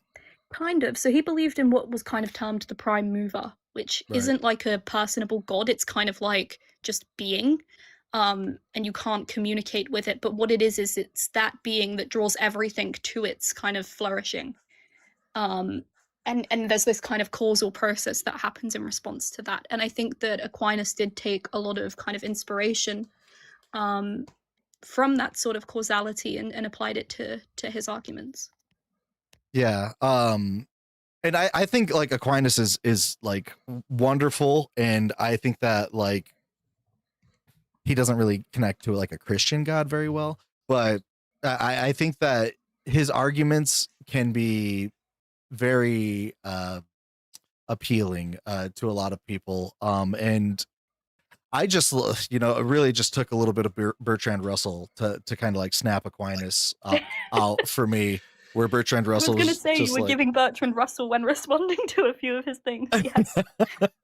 I love Russell. I really do. I think that he was a very modern, you know, like thinker, and really like helps kind of snap out of a little bit of like the meta when it comes to philosophy. Yeah, it's a great question, isn't it? Why is there something rather than nothing? Right. And I don't know if we'll ever figure that out. No, like, what is nothing? You know, but go on. That was you, Augusta. Go on. Oh yeah. Another thing that was really facing is the blank slate theory, the tabula rasa. The tabula rasa. It's the also an theory. episode of Buffy that's really good. It's a really good episode of Buffy. But go on. Hey, Benny, real quick, I'm gonna drop. Thanks for having me up. Yeah, thanks for showing. Everybody. Yeah. I'll be doing more of like this type of discussion. I really want the panel to kind of like lead it into the ways that it's going. So I think it's all fascinating. But go on. I wanted to bring up a topic afterwards. Sure. One thing that I was facing, you know, obviously with talking to this guy who I think from my understanding was sort of a naturalistic determinist guy, or I think that's how I perceived him. But he said that if postmodernism and tabula rasa are true, how could that explain away Mendelian genetics that says that there are certain traits that are universally genetic in human behavior and sort of the way how humans are how do you say it in-group favoritism and the collectivist altruism that makes humans have this natural instincts for us versus them, or I guess how he puts it, in-group favoritism versus out-group rivalry or competition. I think. And Sorry. And I guess the point that I'm really trying to make is that I think what he's trying to say, from my understanding, is that is genetics a social construct to a degree, and what is universally objective when it comes to science and biology or whatever? How, yeah, that's pretty much how I interpret that. I don't think that the aim is to then say that such findings within genetic inheritance don't exist or can't be observed. I think what the postmodernist movement was trying to really kind of deconstruct is, what do we take normatively from these, and how have these been used to justify certain like hierarchical ideologies that we've kind of observed. So, we are animals at the end of the day. Of course, we can be tribalistic and things like that, but it's about how then have people kind of use this normatively to then say, well, this is how we ought to be, which is kind of then appealing to nature almost in a way, and then kind of justify systems atop of that. The same way you could argue people have used like religion for the same thing, right? Like the pseudo sort of thing, Right. Yeah, I think that like exploring all of this is like really honestly healthy. I think that and this is all in my subjective view, right? But I think that like locking ourselves into just one ideology or like a philosophy or anything can block yourself from like all these other beautiful like views. I'm a bit of a chaos supporter, so I like find that sometimes I will take like maybe like the internal critique of a like a Christian and try to apply that ideology as if I were a Christian, or like say I want to just be like a moral realist. It doesn't have to necessarily be Christian, and apply it like that, and just explore these different ideologies and see what fits, what doesn't fit, what feels comfortable, what seems right to you. I can't say that anything is more right than another. Otherwise, I don't think philosophy would be such a hot topic.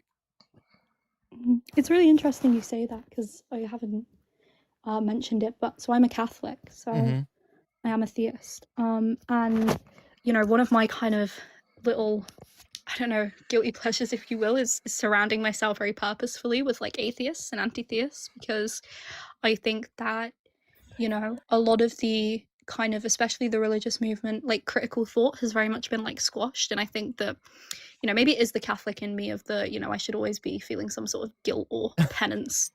I was brought up Catholic. My mom talks about the Catholic guilt all the time. Yeah, exactly. But for me, like having people push back on that always helps me kind of keep in check. And I think that's really actually helped me in a way deconstruct and then reconstruct my faith.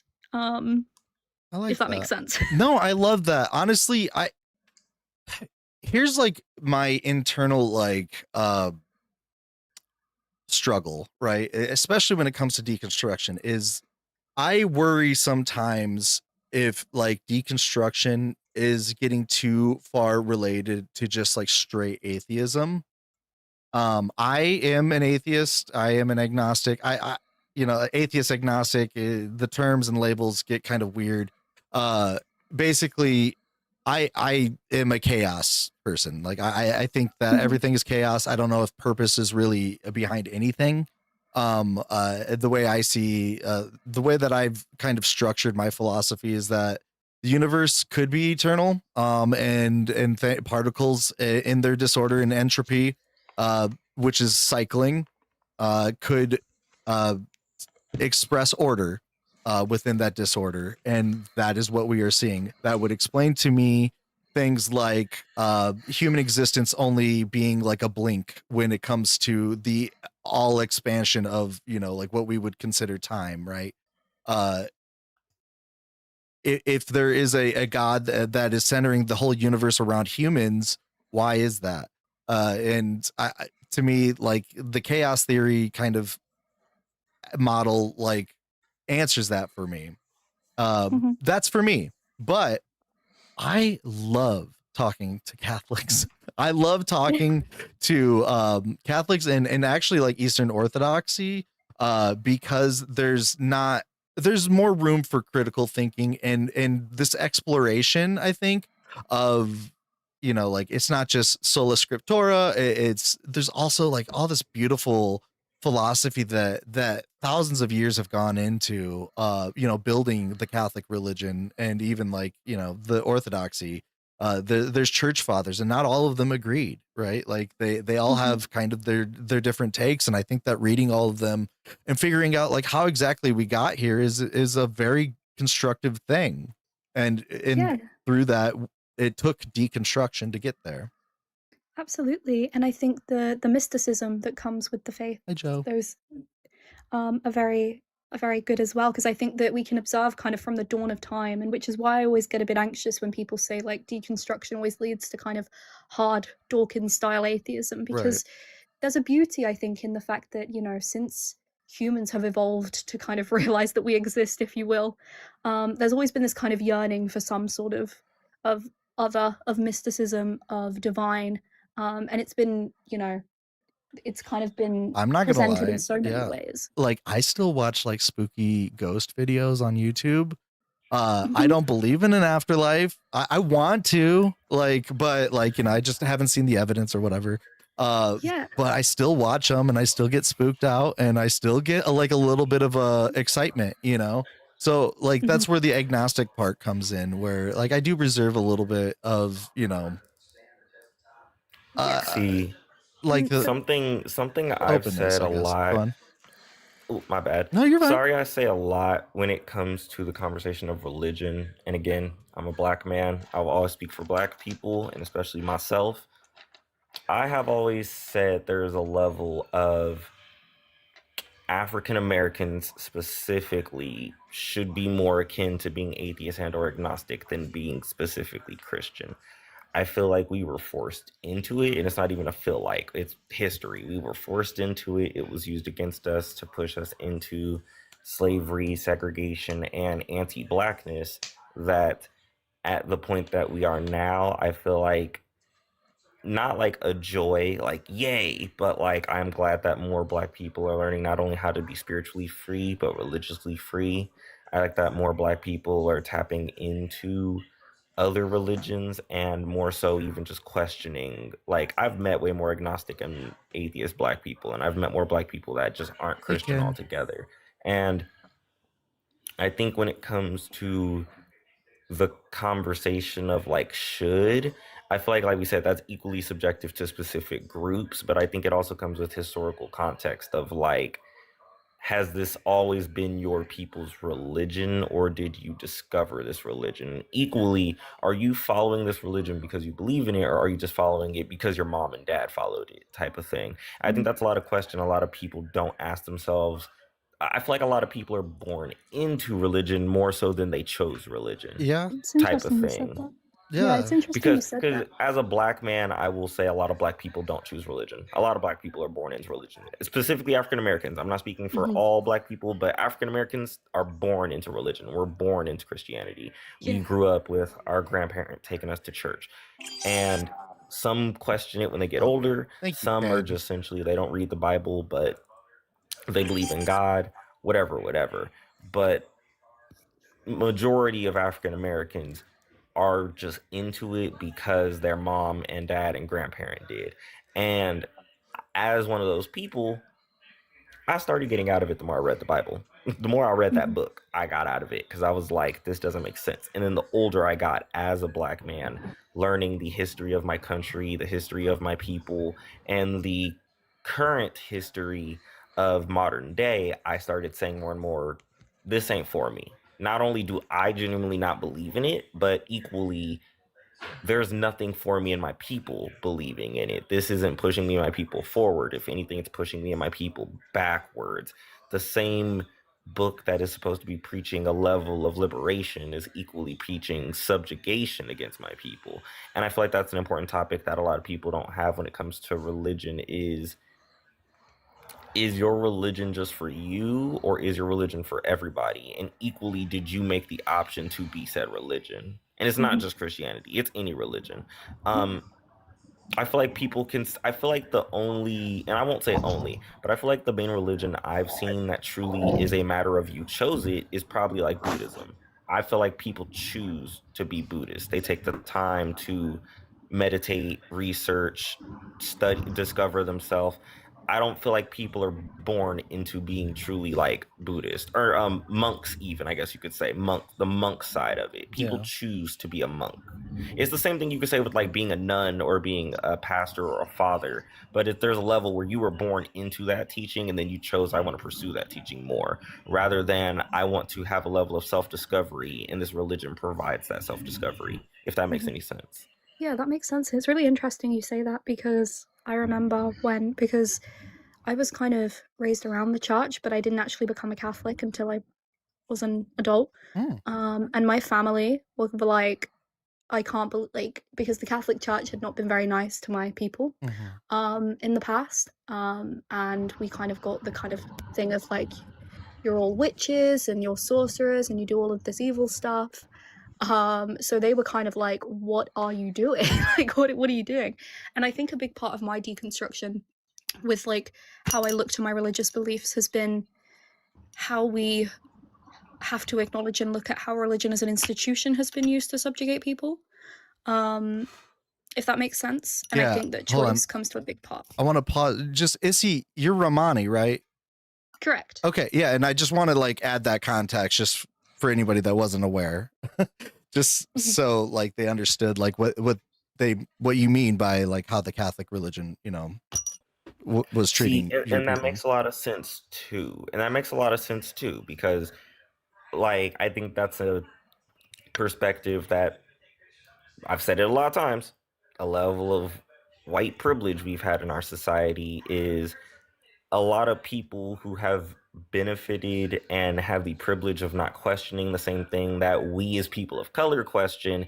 To them looks like, oh my fucking God, how could you? And it's like, I've even said to white people who have argued me on being an atheist, I'm like, you probably don't get it because you've never had to really sit there and question what has the religion done for my people. Whereas I, as a black man, have had to question, was my people reading the same book as the people who put my people in chains? And when I said yes, I was like, well, damn, clearly I might need to go a different direction. And again, I don't say that to say it's crazy that black people are. If you are, you are. If it genuinely has done something for you, double you.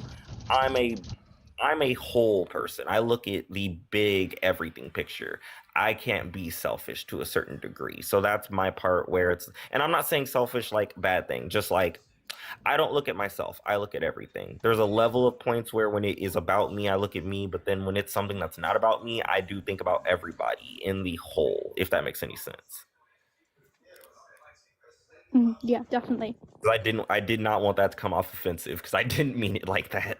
Yeah, go on though, Issy, about because I feel like I don't know if your like thought was completed, but that's all. What you were saying earlier. In regards to like just like religion, how your family like reacted to Catholicism or Catholicism. I don't know why I always say Catholicism. It's probably Catholicism. Yeah. Random. That was so random. Catholicism. Yeah, it was definitely it was interesting, and I think a lot of it as well, it does come from, there's a context there in regards to a lot of, because there are different tribes of Romani, which people don't know. So I'm a part of the Romani Chao tribe, which is very different to Roma or Sinti, but we all come from the same place. That's very important. Like, we're all a part of the same ethnic group. But for Romani Chaos especially, because we kind of went farthest to Western Europe and settled in the end, there was a lot of, because of the oppression, a lot of like hiding who you were, and you know, we took on names that sounded more kind of English or Irish or something along those lines, because we didn't want people to kind of know. know who we were. So I think that a lot of my journey came from like, there was a big part where I kind of denied my heritage and denied who I was, and then I really fell into the practices. So I was kind of swinging the pendulum both ways. And I think that's why whenever anybody is making a choice on their religious beliefs and things like that, I think it always has to come with sitting down with yourself and really like just critically thinking and saying, is this something that is going to benefit my life?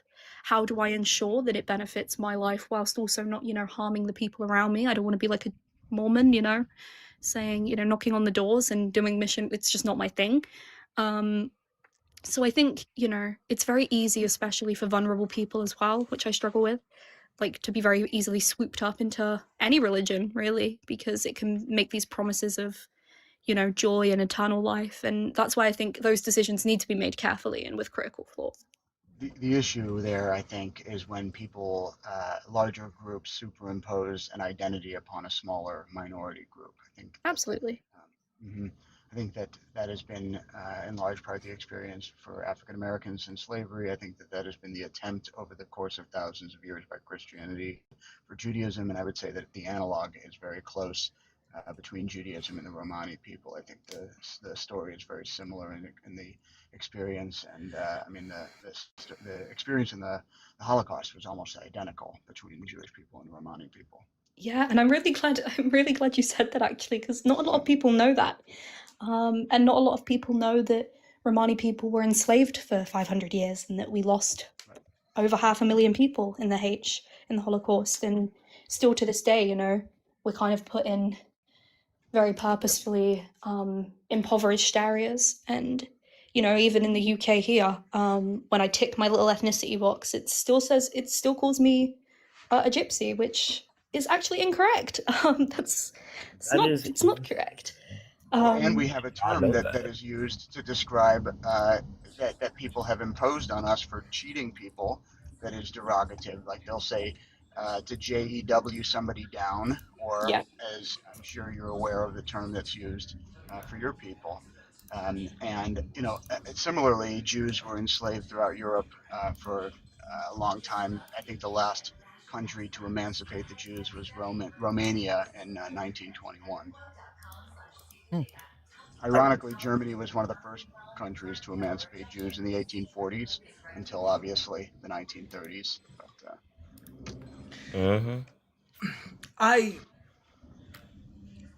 So I'm sorry. No, you're fine. I still have questions about the postmodernism stuff. Let's get into it for a little bit. I mean, I got about about I never got to 30 say to 40 minutes, my other so we're topic good. I wanted to go into. Wait, Dougal, I never got to bring up the other part. Dougal's not here anymore. Or not Dougal, Benny. Benny. Sorry, Oh yeah. My brain is fried eggs. Yeah, what were you gonna bring up? Yeah, we'll get into that, and then we'll touch on the postmodernism. Okay. I wanted to bring up essentially something that we were talking about earlier when we were talking about misogyny. I just lost track of it because we just jumped to a different topic. Yeah, but it happens. I think equally to the conversation of misogyny, and this is something that, again, I'm going to speak for men because I don't know how it is for women, but men, and especially younger men, separating intimacy and intercourse. Because I think that's another thing that a lot of men, especially younger men, have an issue with, which is thinking that intimacy and intercourse are intertwined when not understanding that you can have intimacy without needing to sleep with somebody. And I think a lot of that comes from men's comfortability with self-discovery within how they can be close with a partner without feeling the need to sleep with a partner, if that makes any sense.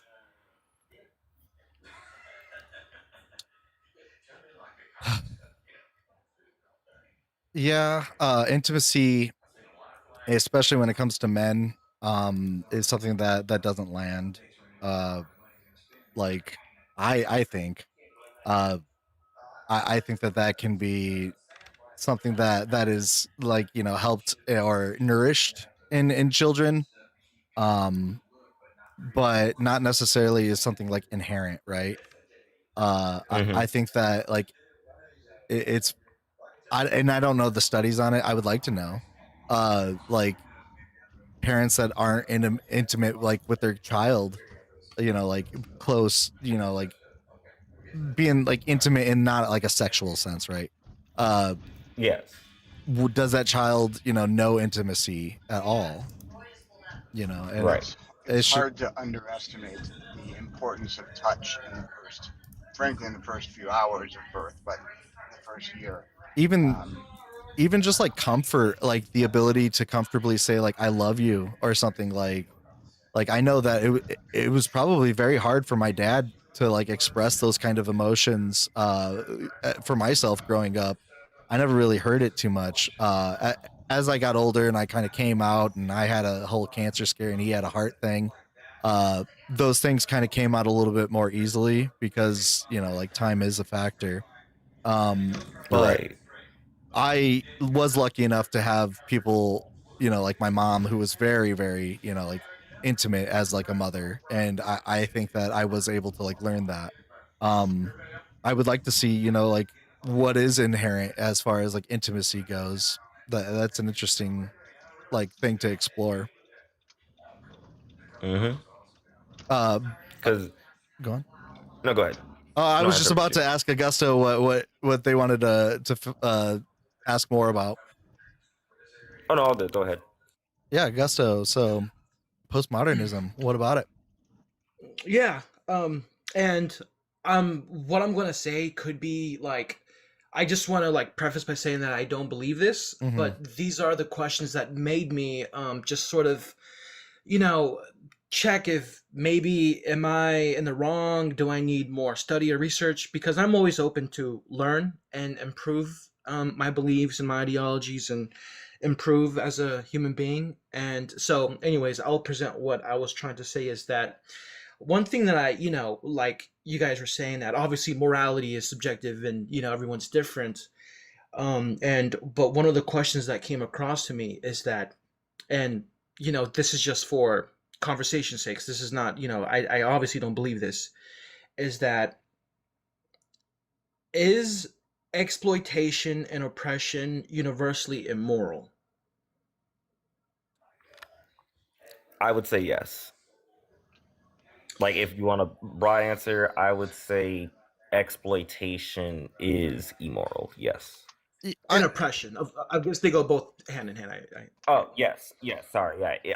I do feel like oppression and exploitation is immoral. I do think that knowing it, as far as, again, you are actively defunding a community, you're actively taking a community's resources, poisoning a community, using them for profit. I don't feel like there's an argument where you can say it's subjective. I feel like objectively, if you're making a person's country, you're ruining a country's water supply, and Thanks, that's going to Issy. unalive people, is pretty dang evil, if that makes any sense.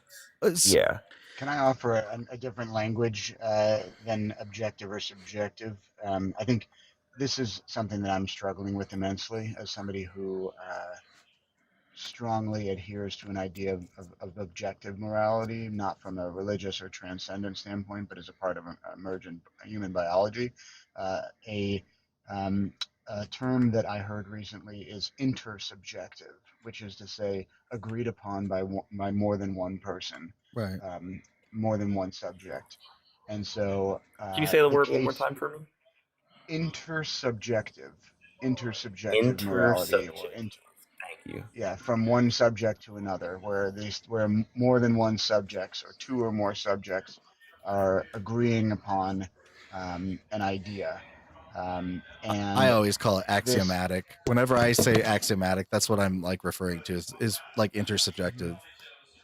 yeah, I think the problem for me is that, like, kind of to your point about postmodernism, is that like these are dependent still on culture and time and place, and like, the indifference, obviously, like, it only takes a minute for the Godwin effect to come into play, but like, um, the like indifference in the face of clear suffering demonstrates that people are actually just hedonistic, that people are just seeking pleasure and avoiding pain, and that is what what creates sort of the intersubjective conversation around right and wrong.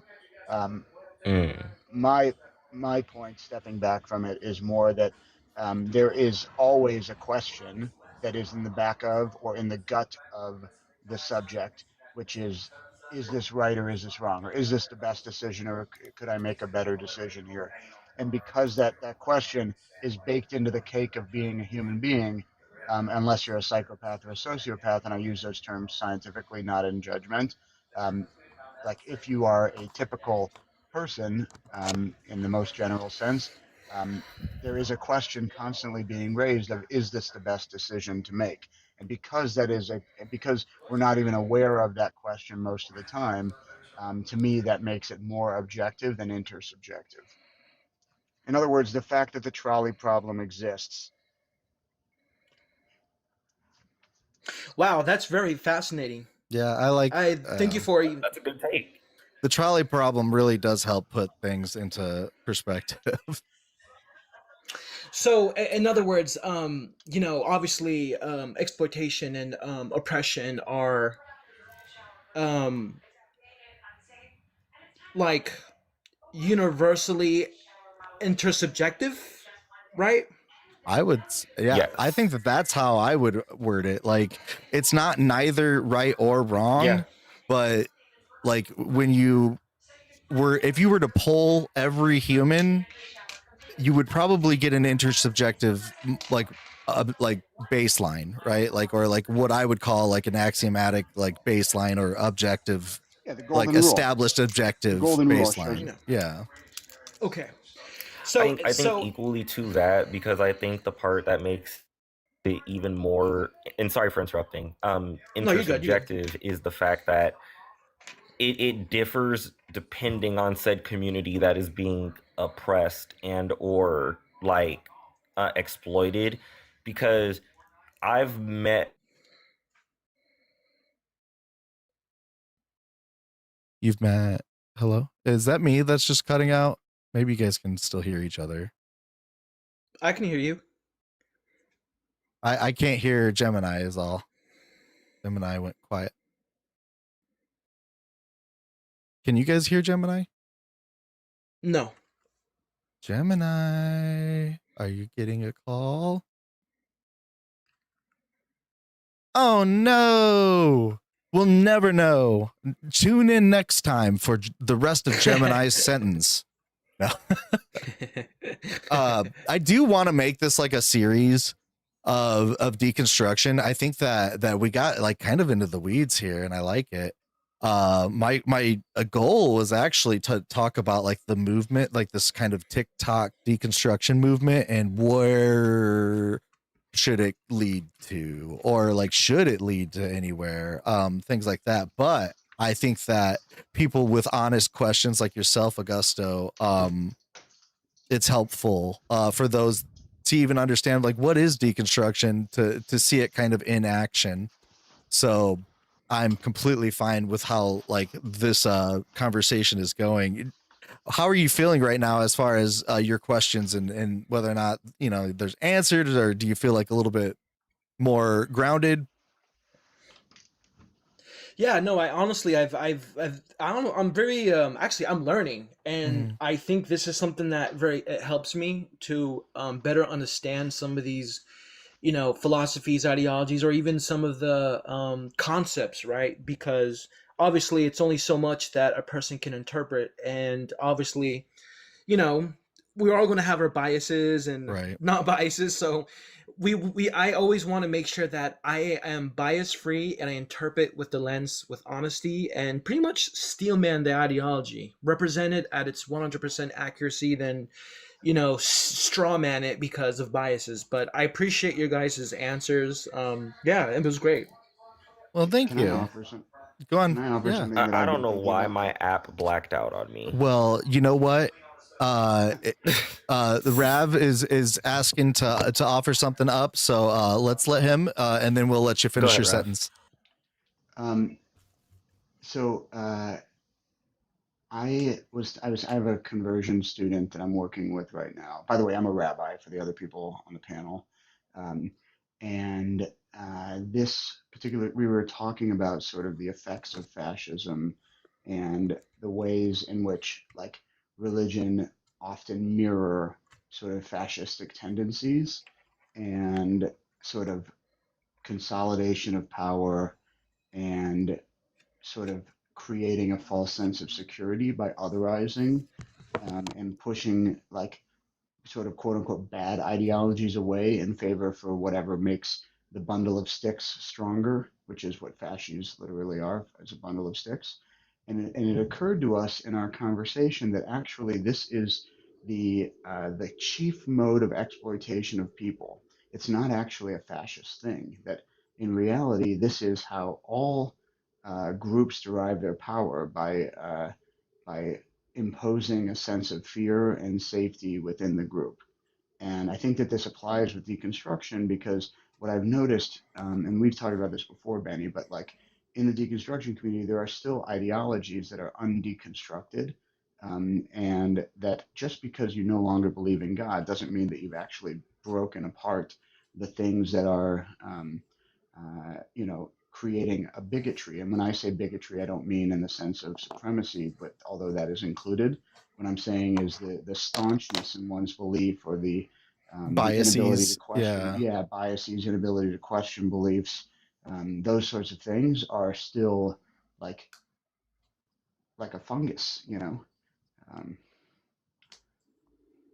Yeah, I agree. I see that in some of even like the larger, like leaders of the like religious deconstruction kind of like movement on like TikTok and stuff, is where there'll be catch ups, where like misogyny comes to play, or anti-Semitism or homophobia or phobias of other types, inherent biases that can arise. And I think that it is important to realize that some are derivative of each other. Some things are derived from religious, indoctrination. Some things aren't. And I think that like being aware is at least helpful. Also like to not like jump to a defense, like fight or flight kind of thing. uh Personally, I am weird now where if I say something wrong or something pointed out to me, I like to be pointed out, like, and to be like called out on, because then that means that I'm not gonna, at least I'm now aware of what I said that was wrong, or like perhaps hurtful or anything like that. And I now can work on that, and that's the best we can do, right? Like we can't say that we're going to cure ourselves of our biases. That's silly. I think that saying that we'll do our best, or try and work at it, is reasonable, and I think that that's an answer that a lot of people are willing to take as an honest and good answer. nice.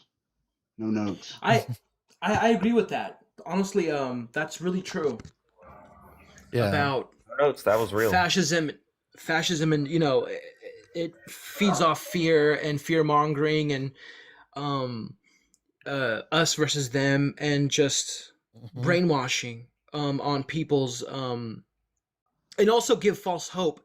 One thing I realized with fascism is they give a lot of false hope that they will liberate them and give them the utopia that the people are struggling. I mean, yeah, I totally agree with that. I actually feel the same way about when I'm also, because like I think from the beginning I also said I'm also deconstructing Marxist socialism. I was a Marxist as well, so I'm Gotcha. also doing the deconstruction on the Marxist aspect as well. Yeah, Can I I offer need to something that just dive into Marxism more. Sorry, that's just me thinking out loud. Go on. No, you're good. recognizing I'm about to do a funeral intake in like 2 minutes, so I don't really have any time. My But I would condolences, love but yeah. if you're open to it at some point, Benny, to have the conversation, which is sort of like I think that one of the key things that I'm seeing all over the internet is a misrepresentation of what Zionism actually is and the way in which it plays in Jewish communities. And I I love that. think like that people really don't understand like a lot of the nuances and see tragedy and are not able to separate people from ideology, and are being fed one particular narrative that ultimately makes the conversation untenable, and that people, like what I'm saying is, people are pulled to two polar sides and are refusing to speak to each other and find the common ground that is actually much more humanistic than the extremist supremacist ideologies that are at the fringes. And that's sort of the case study that I'm looking at when I'm thinking of these sort of I love polar that. fascistic tendency things. Yeah. I kind of want to do more. Well, I guess I want to do less of the like debatey, like prove me wrong kind of thing, and more of like an exploration into deconstruction, into things like politics, and like how we are framing things, like how the term Zionism is being used is a very good example of how we can kind of describe something larger that may be also beneficial to kind of sort out with somebody that's knowledgeable on it like yourself. But Rev, I get that you're busy. Yeah, I'm I go live now on Mondays and maybe Thursdays or Fridays. Because Dugald has Tuesdays and Wednesdays. And I just it's the same time, so I kind of just cast Dugald and kind of sit on his panel. I'm always free on Mondays, and except for right now when I have a funeral on Wednesday to do. But like, could we maybe do like a pre-conversation, just Yeah, like yeah. to like get some questions or something? Because like I really there's a group of people that have been wanting to have this conversation, and like I'm trying to do it in a way that is so intentional and that like allows people to ask like the really hard questions and to sort of show up both emotionally and intellectually, because like this is affecting real people, and I'm all ultimately for it. the ideas that are festering are actually making a lot of people really unsafe. And Yeah. I yeah, yeah, I love that. I think that is something that we can uh save for a Monday sometime. And like, yeah, just hit me up. You know where I am on Discord. You're more than free. I know, like it says, like I'm hard to like DM and stuff, but I think we have a chat history. So just DM me there, or even on TikTok or whatever. And we'll go over it. thanks, Benny. Yeah. Great to see you, Yeah, you Augusto. too. Pleasure to meet you. Yep. Yeah, have a good day. But likewise, Baruch Hashem, Thanks. buddy. Amen. Yeah, hey, see you later, Gemini. Augusto, I think I'm gonna close down the live. We're about 30 minutes early. But a good first little day. What's your kind of final thoughts, if you will, Augusto? I honestly really enjoyed this whole panel. I mean, it was productive. It was I learned and listened to so many interpretations and perspectives, and I learned a lot, which is something that I feel like TikTok, like I'm not saying everyone lacks, but there I've realized it's really rare to find these kind of conversations without people just gum blazing and just sort of like here to debate rather than have genuine conversation and discussion, and that's what I found here today. So I appreciate you having me here, and man, thank you for actually even giving me some perspective on some of the things that I've been learning. Yeah, no problem. All right, well, I'm gonna drop you down, and then I'm just gonna close out. All right. So yeah, I appreciate you coming up. Thank you. Yeah. I'm just reading some messaging, and I guess I have very bad eyesight, guys. Was Augusto's icon offensive? Because if that's the case, that's not cool. But beyond that, I'll have to go back and kind of like look into that. Yeah, Wasteland. Sorry about that. I was not aware, and definitely should be aware on those things. I want to definitely clear that up, because yeah, Garnet, our mod team, wasn't aware of the imagery there. And I don't know, Augusto, if you're still watching, if you want to like come back next time I'm live and with a different profile and maybe explain yourself, that would be nice. Otherwise, beyond all of that, great discussion, guys. I want to make this a series, deconstruction and the future of deconstruction. I think that I've kind of been at a where do we go from here part of my life, especially like when it comes to deconstructing, and I want to make sure that we are being proactive, and we're not just gonna like fester or like sit in the spiral of debating and trying to prove people wrong. Maybe it's not about just like proving God wrong or anything like that. Maybe it's actually about allowing people the space to learn and things like that, and allowing people the space to screw up even. And I want that to be, kind of the center of what I kind of like talk about going on forward. And, of course there are going to be times where I like to, own or have a debate and, go over certain things. But for the most part, I want to get a grip on what we're doing, and kind of just be self-aware. If you guys are interested, we do have a Discord. It's Deconjunction. You can get there by going to discord.gg/deconjct. And it is a lot of religious deconstruction. There's a lot of atheists in there, but I do want to expand the conversation to about deconstructing all kinds of things, because I think that that's all connected. In the meantime, I hope you guys all have a wonderful Monday. Enjoy the rest of your day. I don't know where to send you guys off to. Whoever's online, just go there, say Benny Boy sent you. Have a good wherever you go, and I'm gonna go eat dinner. So bye guys, have a good night.